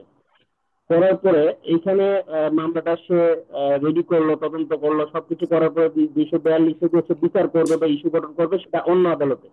জি, কিন্তু এই যে ফার্স্ট ক্লাস অথবা চিফ জুডিশিয়াল ম্যাজিস্ট্রেট যিনি, ওনার জি। একটা এই মামলাটা আমাদের আদালতে সে কি ইয়ে করতে পারে, তদারকি করতে পারে, বা চিফ জুডিশিয়াল এখানে কি কাজ করতে পারে? না না, নর্মালি হচ্ছে কি, দেখেন একটা কথা বলি, আমরা বলছি বিচার ব্যবস্থা, চিফ জুডিশিয়াল ম্যাজিস্ট্রেটের স্পেশাল আইনে তাকে কিছু মামলা দেখার জন্য পৃথকভাবে দেওয়া আছে। যেমন ধরেন যে 15 বছরের কম হইলে বিশেষ আদালত থাকবে, বা চিফ জুডিশিয়াল স্পেশালি ওই মামলাটা দেখবে। আর বাকি ম্যাজিস্ট্রেটরা ঠিক মতো কাজটা করতেছে কিনা, প্রথম শ্রেণী, দ্বিতীয় শ্রেণী, তৃতীয় শ্রেণী, তার মূল দায়িত্ব শুধু ওইটা ওদের উপর, মানে কি বলবো, যে ওদেরকে কন্ট্রোল করা। চিফ জুডিশিয়াল ম্যাজিস্ট্রেটের মূল দায়িত্বটা হচ্ছে যে তার অধীনস্থ যে ম্যাজিস্ট্রেটরা আছেন তারা বাস্তবে কাজগুলো ঠিক মতো করতেছেন কিনা। একই রকম ভাবে দায়রা জজের ক্ষেত্রে দেখবো একজন শুধু দায়রা জজ, তো সমস্ত আপিলগুলা তার কাছে যায় বা বিচারগুলা তার কাছে যায়। উনি নিজে কয়টা মামলা দেখবেন? ওই জন্য সরকার সেখানে অতিরিক্ত দায়রা রাখছে, ধরেন যে 10 জন, 20 জন, 30 জনও হইতে পারে। কিন্তু দায়রা জজ একজন, চিফ জুডিশিয়াল ম্যাজিস্ট্রেটও কিন্তু একজন, কিন্তু অতিরিক্ত অনেকজন থাকতে পারে। তো তারা ওই মামলাটা তাদের কাছে বিচার করার জন্য পাঠান। তো ওই জন্য আপনি যেটা বললেন যে চিফ জুডিশিয়াল ম্যাজিস্ট্রেট আসলে উনিও নর্মালি কোনো মামলা দেখেন না। তো ওনার ক্ষেত্রে স্পেশাল আইনে স্পেশাল কিছু মামলা আছে, ওগুলাই উনি দেখেন। আর না হইলে উনিও জাস্ট, ওনার কাজ হচ্ছে ট্রান্সফার করা, নিজে দেখবেন, অথবা উপরে পাঠাবেন, অথবা নিচের দিকে পাঠাবেন। 1 জন, 2 জন, 3 জন প্রথম শ্রেণীর কাছে পাঠাবেন, না হলে দ্বিতীয় শ্রেণীর কাছে পাঠাবেন। মানে ডিস্ট্রিবিউশনটা উনি করবেন। আবার অনেক ক্ষেত্রে উনি নিজেও আমলি আদালতে বসতে পারে।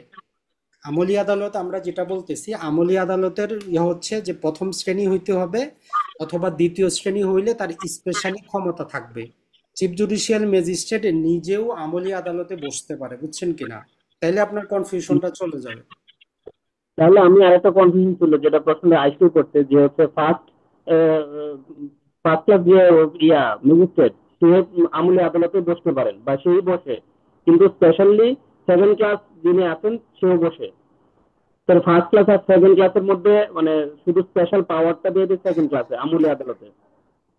আচ্ছা শোনেন, এই যে সিআরপিসির পিছনে টোটাল 5টা শিডিউল ছিল, বুঝছেন? 2টাকে বাদ দেওয়া হয়েছে, 1 নাম্বার এবং 2 নাম্বার বাদ দেওয়া হয়েছে। না, 1 নাম্বারটা বাদ দেওয়া হয়েছে, 2 নাম্বারে তো আমরা দেখাইলাম। 3 নাম্বারে দেওয়া আছে এই যে প্রথম শ্রেণী, দ্বিতীয় শ্রেণী, তৃতীয় শ্রেণী, এদের কি সাধারণ ক্ষমতা, ওইটা দেওয়া আছে ওইখানে। আর এই 4 নাম্বারে দেওয়া আছে যে এদের স্পেশাল কি ক্ষমতা। এই টোটাল সিআরপিসিতে ধরেন যে কেমন ক্ষমতা, যেমন আমরা যখন বার কাউন্সিল পড়ছি, যিনি অ্যাটর্নি জেনারেল হন, অটোমেটিক উনি কি হয়ে যান, বার কাউন্সিলের চেয়ারম্যান হয়ে যান, এটা তার স্বাভাবিক ক্ষমতা। ওইরকম ধরেন যে কোনো ব্যক্তিকে যখন আমরা বললাম যে ইনি ফার্স্ট ক্লাস ম্যাজিস্ট্রেট, তো উনি অটোমেটিক এই এই কাজগুলো করতে পারবেন। কোন কাজটা? যেমন কাউকে রিমান্ড দেওয়া, কাউকে গ্রেফতারের সরাসরি আদেশ দেওয়া, এগুলো করতে পারবেন। এখন সেকেন্ড ক্লাস ম্যাজিস্ট্রেট সাধারণভাবে উনি রিমান্ড মঞ্জুর করতে পারেন না। কখন পারেন? সরকার তখন গেজেট করে তাকে স্পেশালি ক্ষমতা দেয় যে স্পেশালি এই সেকেন্ড ক্লাসটা এই কাজটা করতে পারবে। তো ওই জন্য সিআরপিসিতে সব জায়গায় আপনি যদি পড়েন পাবেন যে ম্যাজিস্ট্রেট অফ ফার্স্ট ক্লাস এবং বিশেষভাবে ক্ষমতাপ্রাপ্ত সেকেন্ড ক্লাস। মানে মূল কথাটা হচ্ছে সেকেন্ড ক্লাসের সাধারণ অধিকার না, কিন্তু আমরা ঠেকা চালানোর জন্য যেহেতু ম্যাজিস্ট্রেটের সংখ্যা কম, সেকেন্ড ক্লাসকেও ক্ষমতা দেয় যে আপনিও এই কাজটা করেন। যেমন আপনার অফিসে যদি একজন না থাকে, তার সাবঅর্ডিনেট যিনি থাকেন ওনাকে দিয়ে আমরা ঠেকা চালাই, কাজ চালিয়ে নেই। ওই সেকেন্ড ক্লাসের ওই কাজ যে তাকে দিয়ে আমরা স্পেশাল কিছু কাজ করাইয়ে নেই, যদিও তার সাধারণ এটা ক্ষমতা না। তো এটার জন্য সরকার গেজেট করে তাকে স্পেশালি ক্ষমতা দেয়। তো এই জন্য প্রতি জায়গায় লেখা থাকে যে বিশেষভাবে ক্ষমতাপ্রাপ্ত সেকেন্ড ক্লাস ম্যাজিস্ট্রেট। যেমন ধরেন যে রিমান্ডের ক্ষেত্রে সেকেন্ড ক্লাস তখনই রিমান্ড মঞ্জুর করতে পারবে যদি সে স্পেশালি ইম্পাওয়ার থাকে, না হইলে পারবে না। যেমন যে আমাদের স্বীকারোক্তি আদায়ের ক্ষেত্রে 164 ধারা জবানবন্দি, ওইটা ফার্স্ট ক্লাস ম্যাজিস্ট্রেটের সাধারণ ক্ষমতা, সেকেন্ড ক্লাস পারবে না। কখন পারবে? যদি উনি স্পেশালি ইম্পাওয়ার থাকেন। মানে এই শব্দগুলো আপনারা বুঝতে হবে যে স্পেশালি ক্ষমতাপ্রাপ্ত জিনিসটা কি। জি, থ্যাংক ইউ। ধন্যবাদ। আমার একটা প্রশ্ন আছে, সেটা হলো এই ধারাগুলা যে আসে 556টা ধারা এই ফৌজদারিতে, জি কিন্তু তফসিল 109 শুরু হয়েছে, কিন্তু 109 আবার যখন আমি দাঁড়াতে যাই 109 লগে তো মিলে না, তাহলে এটা কিসের ভিত্তিতে না না, এই তাহলে এইটা আপনি অপরাধটা? বেসিকটাই জানেন না। নর্মালি পেনাল কোডের শাস্তি নির্ধারণ করা হয় যেই ধারায় শাস্তি আছে।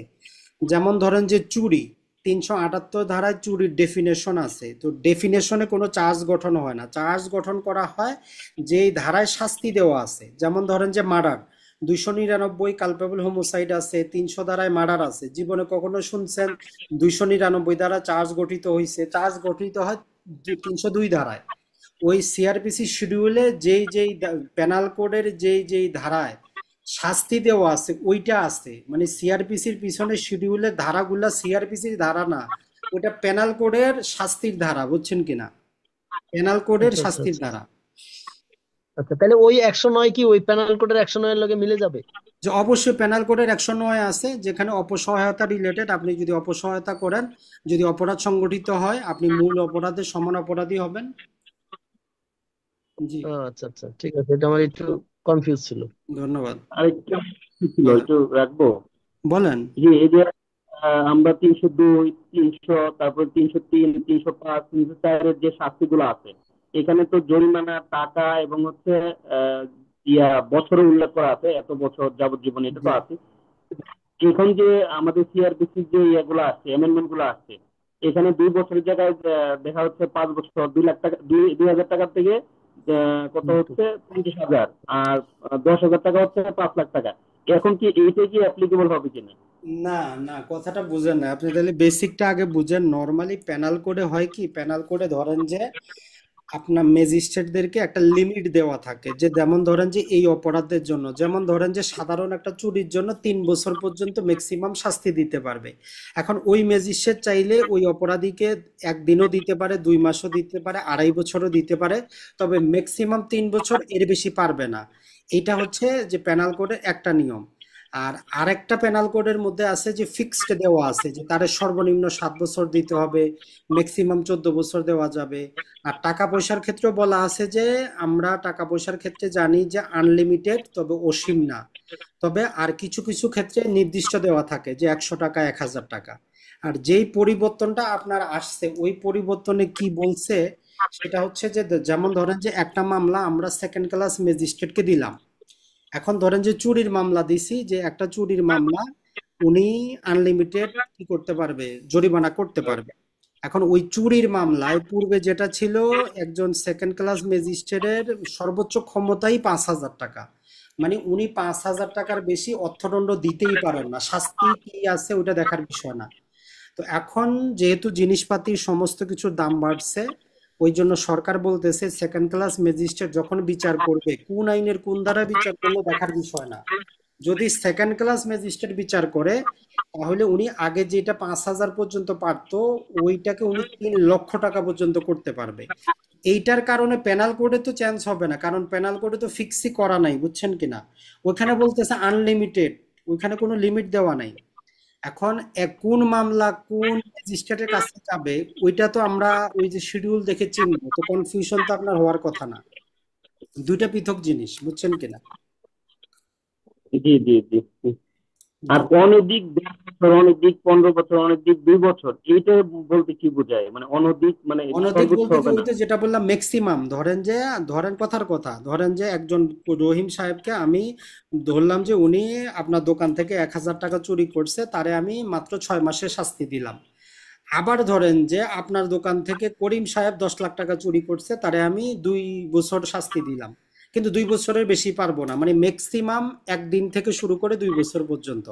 এখন অপরাধের গ্রাভিটি কেমন, কত টাকা চুরি করছে, এইটার উপর নির্ভর করে বিচারক তখন ডিসাইড করবে যে কতদিন দেওয়া যায়। এটা বিচারকের ক্ষমতা, তবে 2 বছরের বেশি পারবে না, এই আর কি। অনধিক মানে বেশি পারবে না।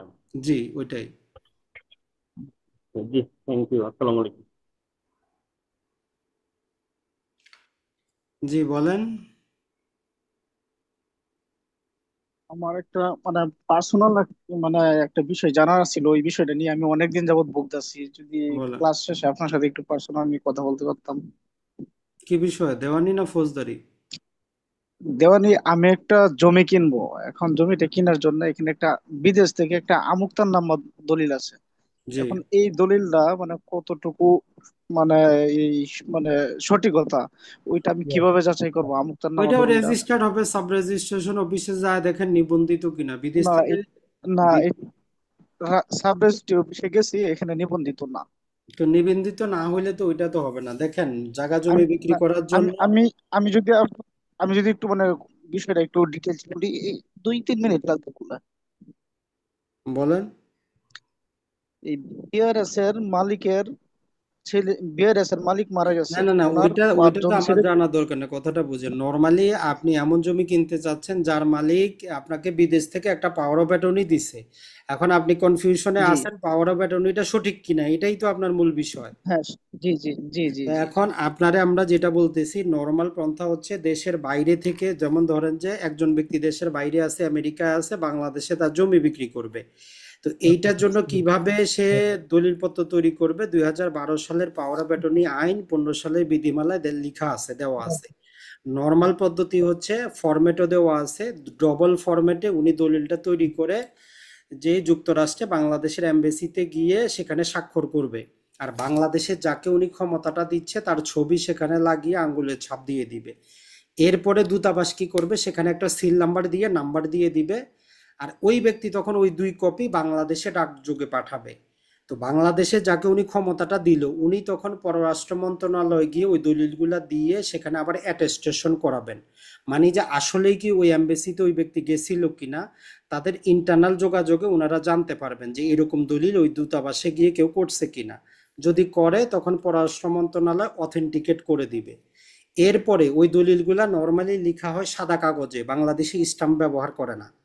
তো তখন আপনাকে ওই দলিলটা নিয়ে ডিসি অফিসে জমা করতে হয় স্টাম্পিং করার জন্য। এটা নির্ভর করে কোন প্রকারের দলিল, 1500 থেকে 2000 টাকার ছোট স্টাম্প ওই দলিলের উপর লাগায় দেয়। এখন যেহেতু এটা জমি বিক্রি করা রিলেটেড, জমিটা যেই উপজেলায় অবস্থিত ওই উপজেলার সাব রেজিস্ট্রেশন অফিসে এই দলিলটা নিবন্ধন করতে হয়। নিবন্ধন করার পরেই কেবলমাত্র ওই দলিলটা আইনগত ভিত্তি পাবে। এটা ছাড়া অন্য কোনো পাওয়ার অফ অ্যাটর্নি দলিল যেটা দেশের বাইরে থেকে দেওয়া হয়েছে ওইটার আইনগত কোনো ভিত্তি নাই।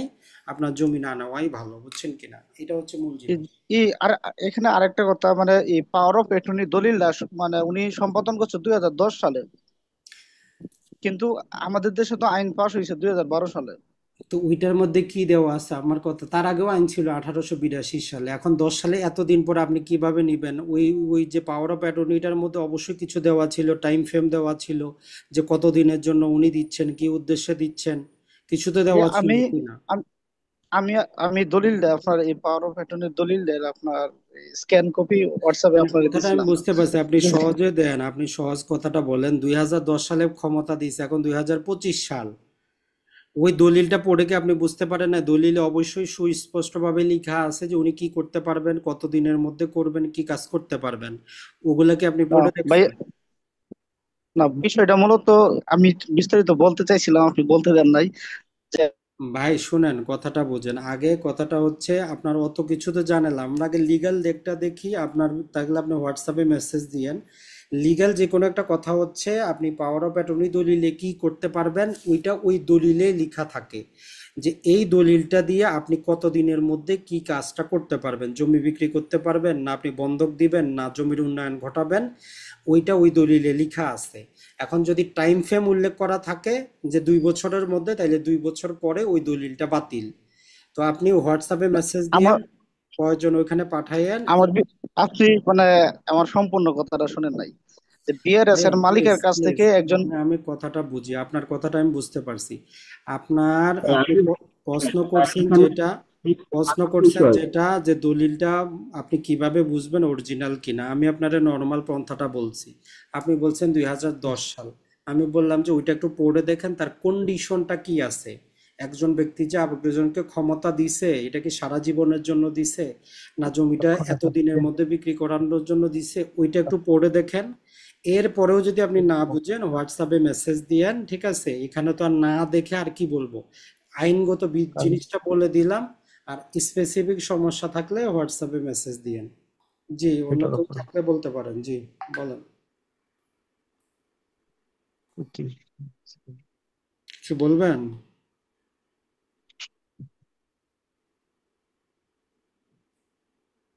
আসসালামু আলাইকুম ভাইয়া। জি বলেন। ওই যে